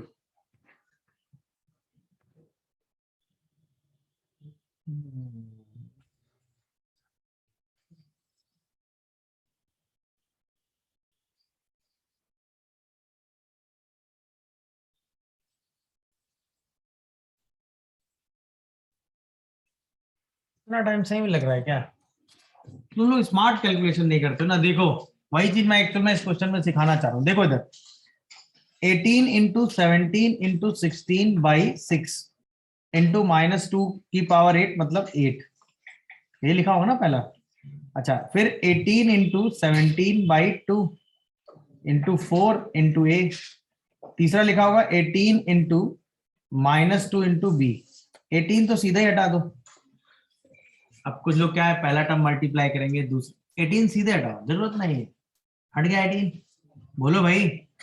इसके बाद क्या करो, यहां से कुछ कैंसिल हो रहा है? नहीं हो रहा है, 2 हो रहा है ना, तो ये बचा 3 और ये आ गया 8। बोलो भाई, यहां से 2 भी हट गया, बोलो 3 में मल्टीप्लाई कर दो, तो ये पहला कितना आ गया 17 इंटू माइनस का 64 प्लस 51 इंटू 2a और माइनस का 6b। खोल दिया, बताओ पहले क्वेश्चन सीधे सीधे आ जाएंगे। क्या कर रहे थे इतनी देर से संघर्ष? नहीं आया समझ में? क्या आया ये? आंसर निकालो, बैठो नहीं ऐसे हाथ बांध के, आंसर चाहिए मेरे को। चारों ऑप्शन में आंसर चाहिए, एग्जाम में आंसर टिक करना होता है, ऐसे हाथ बांध के नहीं बैठना हो रहा है उधर। कैलकुलेशन की आदत डालो, नहीं एग्जाम में भी ऐसे हाथ बांध के बैठ जाओगे फिर। क्वेश्चन का आंसर निकालने की हैबिट होनी चाहिए, तब आप आंसर तक पहुंचते हैं।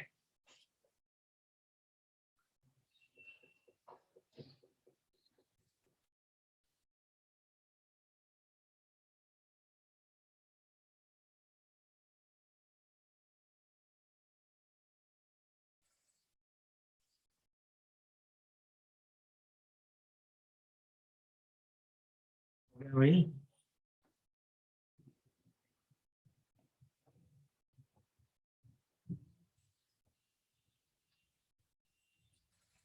वैसे एक क्वेश्चन निकाल के ए और बी चेक ही कर लो, वहां उससे भी आ गया होगा। क्या आया?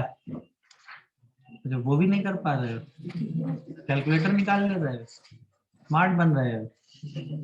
पेपर में कैलकुलेटर नहीं मिलता है, कैलकुलेशन करना होता है उधर।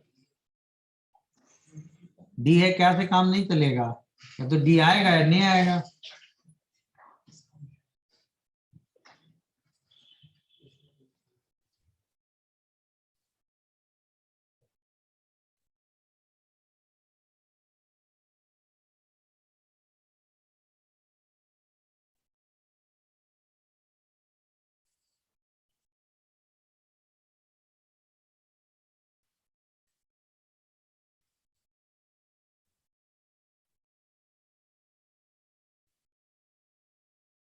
डी तो नहीं आ रहा।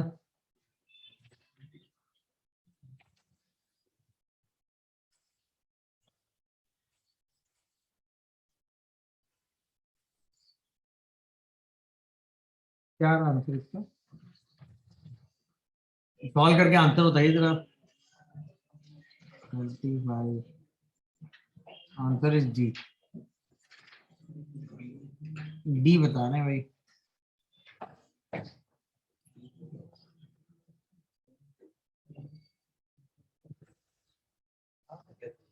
डी आ रहा है, लग तो नहीं रहा है।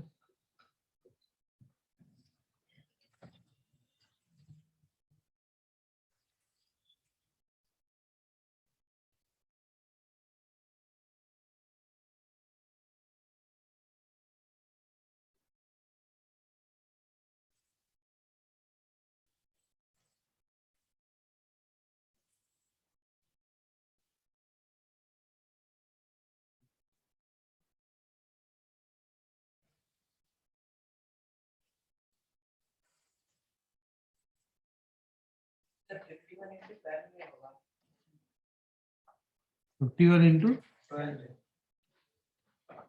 अरे क्यों?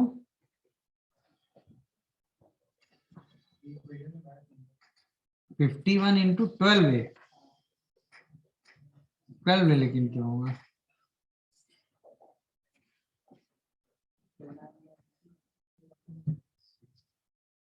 लिखा तो सही है भाई।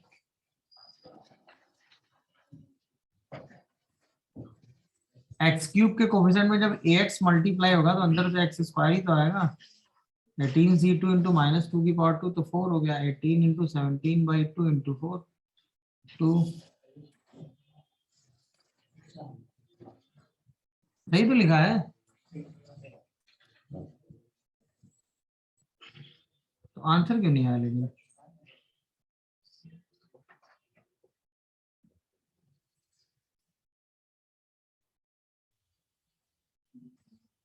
आंसर सेटिस्फाई कर रहा है डी। अरे ये कैसे गड़बड़ हो रही है? आंसर डी सही है। 18 18 18 कैंसिल हो गया और 2 8 8 into 8 is 64, सही है। 17 into 64, 17 into 2, ओहो into 6 होगा ना ये, नहीं ठीक तो है। 51 into 2, सही है सही सही। कर रहा है क्या कैलकुलेशन, चेक किया तो ये माइनस में आ रहा ना, देख लीजिएगा, कोई दिक्कत आ रही तो बताइए। अब देखो दो रास्ते थे आपके पास, या तो आप दोनों इक्वेशन डायरेक्ट सॉल्व करते थे। सॉल्व करने की हैबिट इसलिए होनी चाहिए कि अगर यही सेम क्वेश्चन इंटीजर टाइप बना देगा ना तो आपको ए और बी निकालना पड़ेगा वहां पे, इसके अलावा आपके पास ऑप्शन नहीं है। ये क्वेश्चन ऑप्शन वाइज है, इसलिए एक इक्वेशन में आप एक इक्वेशन निकाल के ए और बी चेक कर सकते हैं। मेरी बात समझ में आई, क्योंकि ऑप्शन उसी तरीके के, आप बी रखोगे और इसके बाद ए की वैल्यू मैनेज करा लोगे 14 या 15 में, तो उसके हिसाब से चेक हो जाएगा। मेरी बात समझ रहे हो कि नहीं? तो इसमें एक इक्वेशन निकाल के चेक कर सकते हैं, बट दूसरी इक्वेशन और दोनों इक्वेशन सॉल्व करके हैबिट होनी चाहिए, क्योंकि अगर इसमें ये ऑप्शन ना देके ए प्लस बी पूछ लेगा तो वो आपको पता होना चाहिए एक्चुअली। मेरी बात समझ रहे हो कि नहीं? बोलो। चलो डन, हटाएं इसको यहाँ से। बात क्लियर हो गई तो कोफिशिएंट की बात यहाँ तक क्लियर? कोई डाउट, कोई कंफ्यूजन? अब आते हैं अगले स्टेप पे। अगला स्टेप आता है एनसीआर, आपने पढ़ा बाइनोमियल कोफिशिएंट।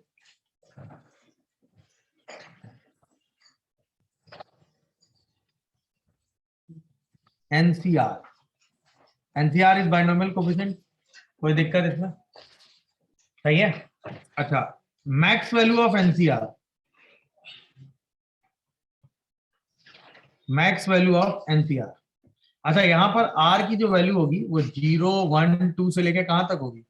एन तक। एनसीआर में आर तो 0 से लेके एन तक कुछ भी हो सकते हैं। तो मैक्स वैल्यू ऑफ एनसीआर क्या होगा? अगर एन इवन है, अगर एन क्या है? इवन, तो एनसीआर की टोटल वैल्यूज ऑड हो जाएंगी। अगर एन इवन है तो एनसीआर की टोटल वैल्यू कितनी होगी? ऑड। तो इसकी मैक्स वैल्यू होती है एनसी एन बाई 2। जैसे आपके पास 20 सी आर है तो उसकी मैक्स वैल्यू 20 सी 10 होगी भाई। 20 सी 0, 20 सी 1, 20 सी 2 से बढ़ते बढ़ते वो 20 सी 10 तक जाएगा, इसका घटने लगेगा ना, because 20 C 11 is equal to 20 C 9, तो मैक्सिमम वो एनसी एन बाई 2 तक जाएगा।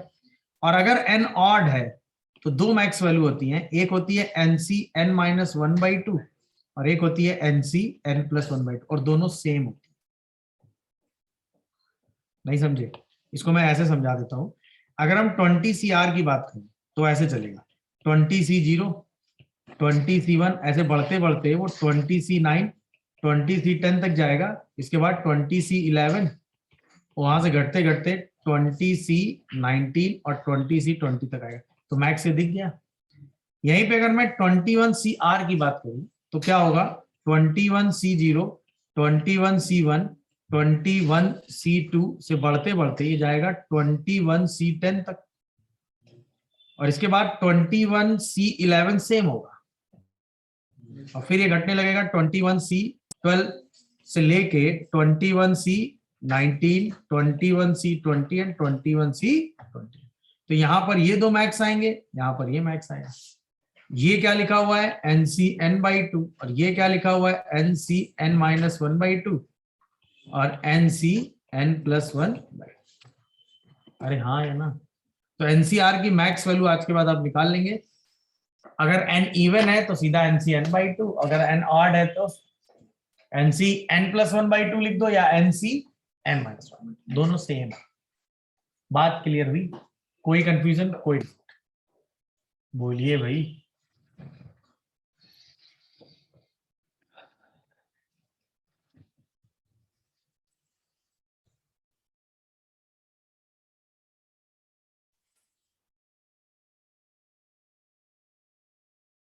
मेरी बात समझ में आ रही है? किसी को कोई कंफ्यूजन या डाउट आ रहा हो तो बताइए भाई।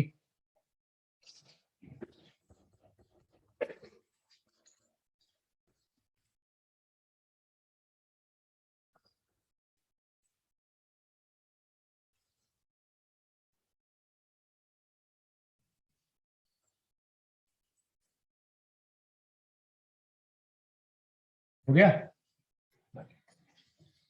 नोट करने के बाद इसका आंसर बताइएगा।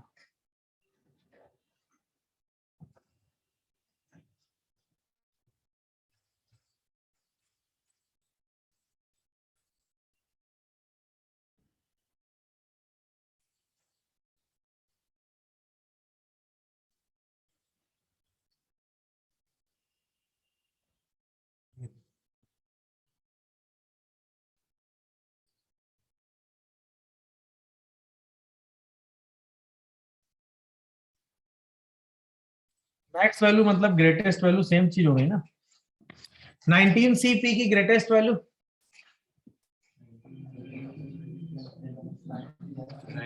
या तो 19C10 या 19C9। 20CP की 20CQ की 20C10, 21CR की, तीनों का रेशियो बताना है। नहीं समझे? ए का मतलब क्या हो गया, या तो 19C10 लिख लो या 19C9। अरे हाँ है ना। बी का मतलब कितना हो गया 20C10, और सी का मतलब कितना हो गया 21C11 लिख लो या 21C10। 10 कर दोगे तो सेम हो जाएगा ना। अरे हाँ या ना बताओ।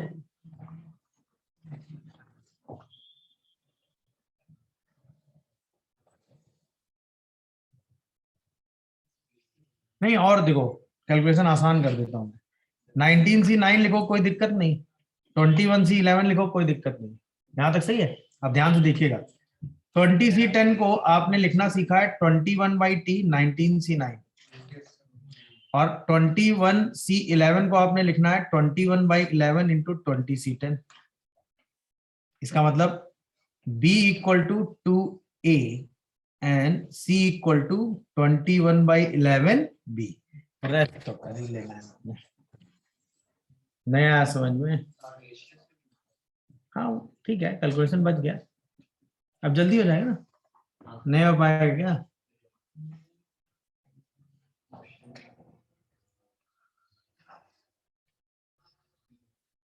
आंसर इज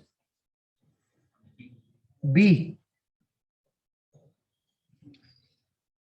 अरे इतना टाइम क्यों लग रहा है भाई? A इक्वल टू B/2 और B/11 इक्वल टू C/21। दोनों साइड क्या मल्टीप्लाई कर दो 11।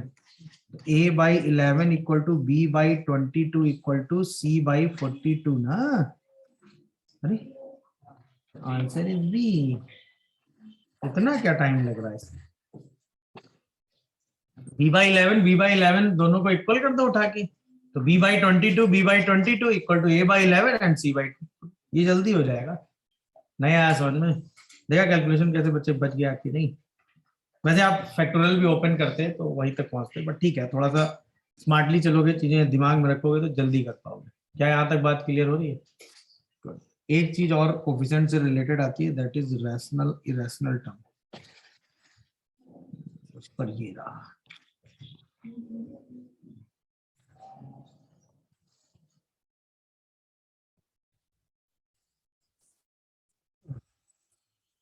Number of rational and irrational term. अच्छा, रैशनल टर्म का मतलब जिसमें कोई भी इरेशनल पावर ना हो। जैसे 5 की पावर 1/6, ये इरेशनल है। अरे 5 की पावर 1/6 इज इरेशनल ना। अगर ये 5 की पावर 12/6 होता, नहीं समझे?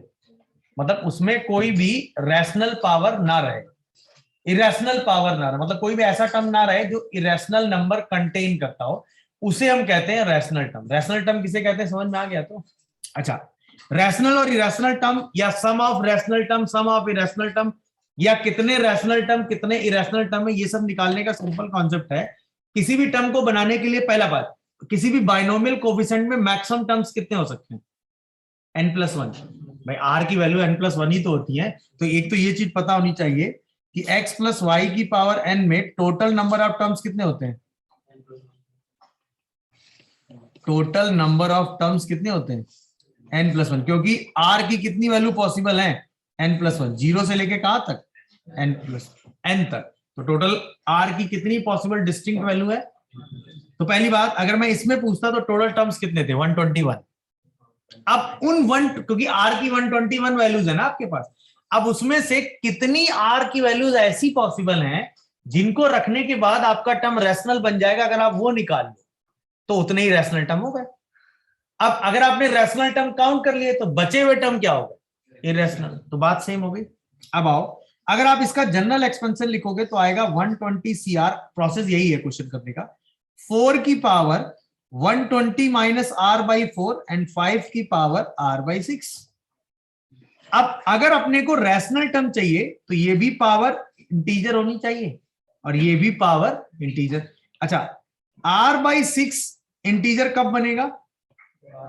When r is multiple of, बोलो भाई। और 120 माइनस r/4 इंटीजर कब बनेगा?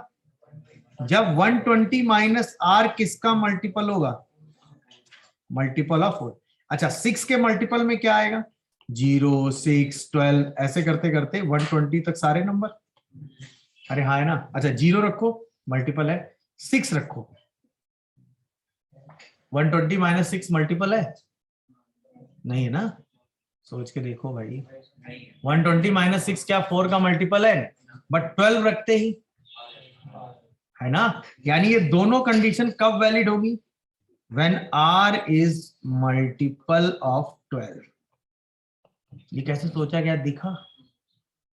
अरे हाँ भाई, भाई 0 रखने पर सेटिस्फाई कर रहा है, 6 रखने पे सेटिस्फाई, 12 रखने पे फिर से सेटिस्फाई, अगला 18 रखने पे, बट 24 रखने पे।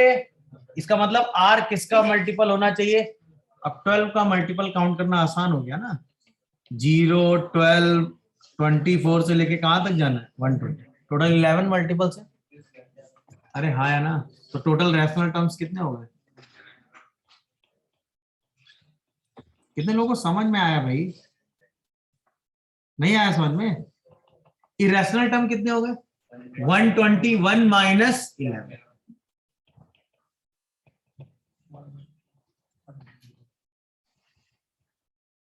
कितने हो गए? 121 टोटल माइनस 11, आंसर इज 110। अरे हाँ या ना। क्या है टेक्निक अपने को समझ में आई? कैसे क्वेश्चन सोचा गया है, दिखा सबको?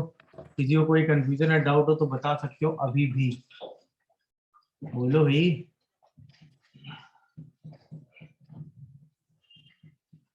हो गया? डन, आगे बढ़े। अच्छा, नोट कर लीजिएगा।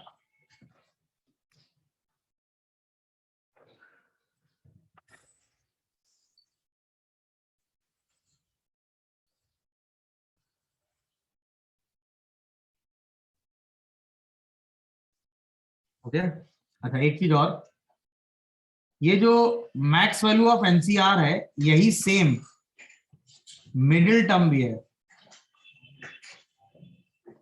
मिडिल बाइनोमियल कोफिशिएंट,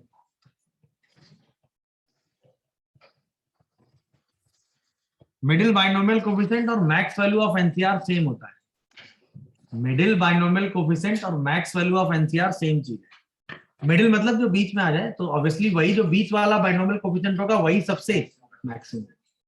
तो मिडिल बाइनोमियल कोफिशिएंट और मैक्स वैल्यू ऑफ एनसीआर दोनों चीजें सेम है, हाँ या ना? याद रखना, मिडिल बाइनोमियल कोफिशिएंट की मैं बात कर रहा हूं, बाइनोमियल कोफिशिएंट की, नॉट मिडिल टर्म की। Middle term is another theory, middle binomial coefficient एक अलग बात है। बाइनोमियल कोफिशिएंट मतलब एनसीआर इज ओनली।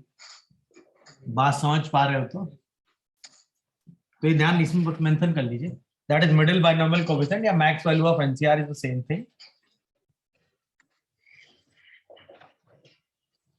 समझ पा रहे हैं तो बोलो। अब आओ, किसी भी बाइनोमियल एक्सपेंशन का अगर आपको मिडिल टर्म निकालना है,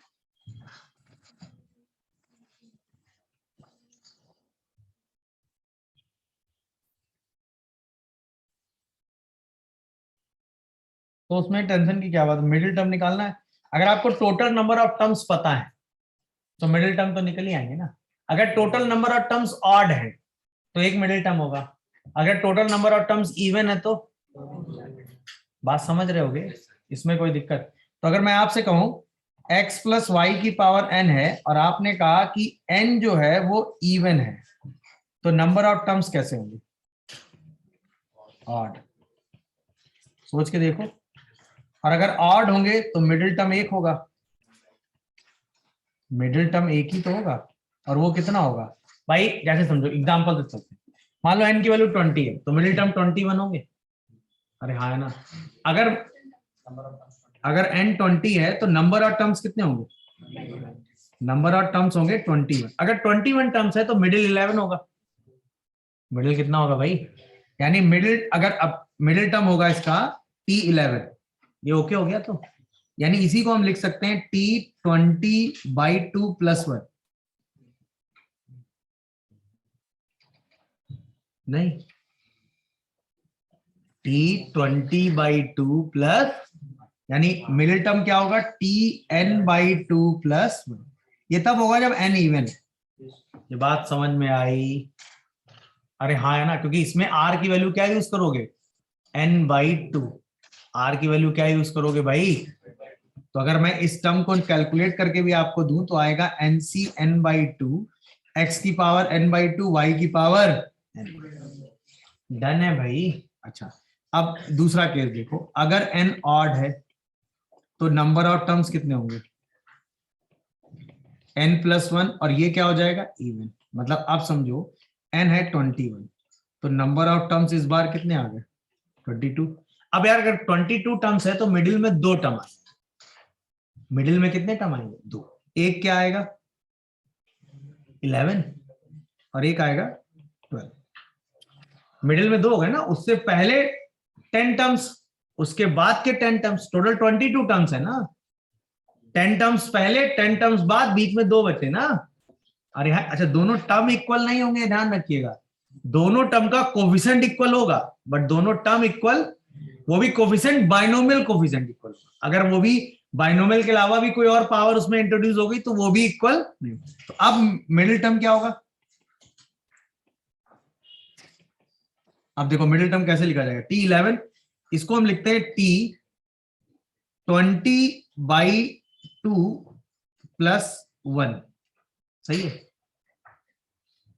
है ना। अच्छा 20/2 को लिखने का तरीका क्या हुआ, Tn-1/2 + 1, n 21 था ना। अच्छा T12 को लिखने का तरीका हो गया n+1/2 + 1, सोचो 11 + 1। यानी अब मिडिल टर्म क्या होगा Tn-1/2 + 1 और Tn+1/2। ध्यान रखिएगा एकदम।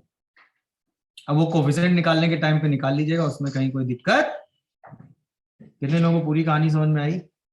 यानी ऐसे समझना, अगर n इवन है तो मिडिल टर्म है Tn/2 + 1, अगर n ऑड है तो मिडिल टर्म है Tn-1/2 + 1 या Tn+1/2 +। पूरा खेल समझ में आया? तो अगर n इवन है तो मिडिल टर्म क्या है, अगर n ऑड है तो मिडिल टर्म क्या है। किसी को इसमें कोई कंफ्यूजन या डाउट हो तो अपनी बात अभी भी बोल सकता है, तुरंत बोलो भाई।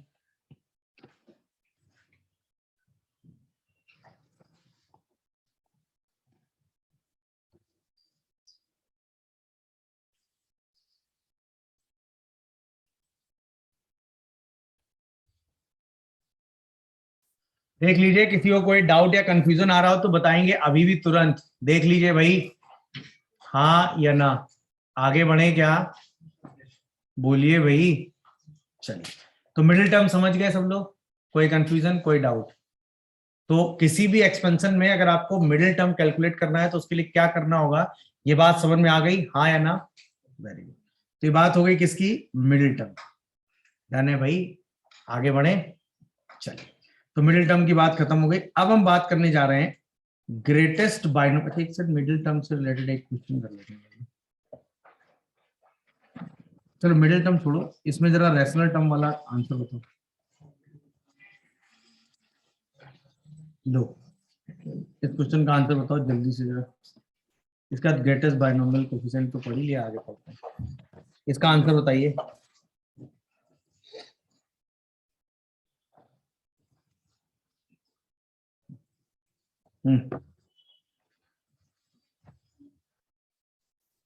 जल्दी, क्विक।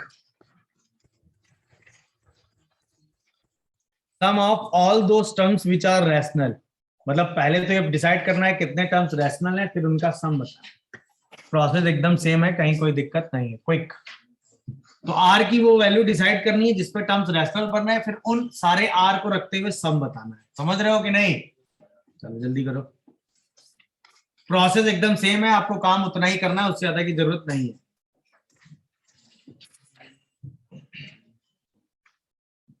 कल भी 2 क्लास होंगी मेरी। कल एरिया का लेक्चर आज कंप्लीट कर लीजिएगा, जितने डाउट हो उनको अंडरलाइन कर लीजिएगा, जिनका जिनका नहीं कंप्लीट हुआ है वो, और कल बायनोमियल खत्म कर लेंगे। जितना पढ़ा दिया है मैक्सिमम टाइम बायनोमियल में इतने के क्वेश्चन आते हैं, बट एक सेगमेंट और है जो कोफिशिएंट से रिलेटेड होता है, जिसमें सम ऑफ कोफिशिएंट से रिलेटेड क्वेश्चन बनते हैं, वो सेगमेंट और पढ़ाना है बस। बायनोम और मल्टी नॉर्मल के क्वेश्चन आते हैं, तो वो कल हो जाएगा बस। इससे ज्यादा बायनोमियल में नहीं आता पेपर में। कितने आर आ रहा है? आर की कितनी वैल्यू आ रही? 3। क्या क्या? 0, 6 और 12 बता रहे हैं। 6 ले आ रहा, आंसर क्या आ रहा? 43 बता रहे हैं। 27 आ रहा है इनका। सबसे पहले इसका जनरल टर्म लिखेंगे TR+1 दैट इज 12CR 2 की पावर 12 माइनस R/3 एंड 3 की पावर R/4। तो R तो 4 का मल्टीपल होना चाहिए, यानी 0, 4, 8 और 12, और 12 माइनस R जो है वो 3 का मल्टीपल होना चाहिए। तो R की वैल्यू 0 रखोगे तो ओके है, अरे हाँ है ना, और 4 रखोगे तो ओके नहीं है, 8 रखोगे तो ओके नहीं, 12 यानी 0 और 12 दो आ रही। इसका मतलब R की वैल्यू 0 एंड 12 लेने पर क्या मिलेगा? Terms which are rational. सही है, बोलो भाई। तो उसका कोफिशिएंट क्या आएगा, वो टर्म क्या आएगा बेसिकली? 12C0 2 की पावर 12/3 प्लस 12C12 3 की पावर 12/4। अब ऐड करोगे ना, अरे टर्म में 2 की पावर 3 की पावर भी तो चल रहा होगा कि नहीं? तो 12C0 से कितना बचा? 16, और इससे कितना बचा? 27। Answer is 43। ये तो आसान हो गया भाई।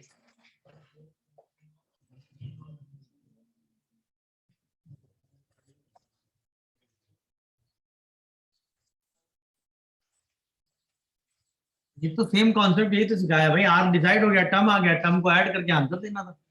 बोलो भाई, इससे ज्यादा तो नहीं काम करना होगा, ये तो कर लिया होगा। समझ गए कि नहीं? कोई कंफ्यूजन, कोई डाउट? अरे हाँ या ना देख लीजिए, किसी को कोई कंफ्यूजन है, डाउट आ रहा हो तो बताइए। डन है, चलिए इसके आगे अगली क्लास में कंटिन्यू करते हैं। Thank you.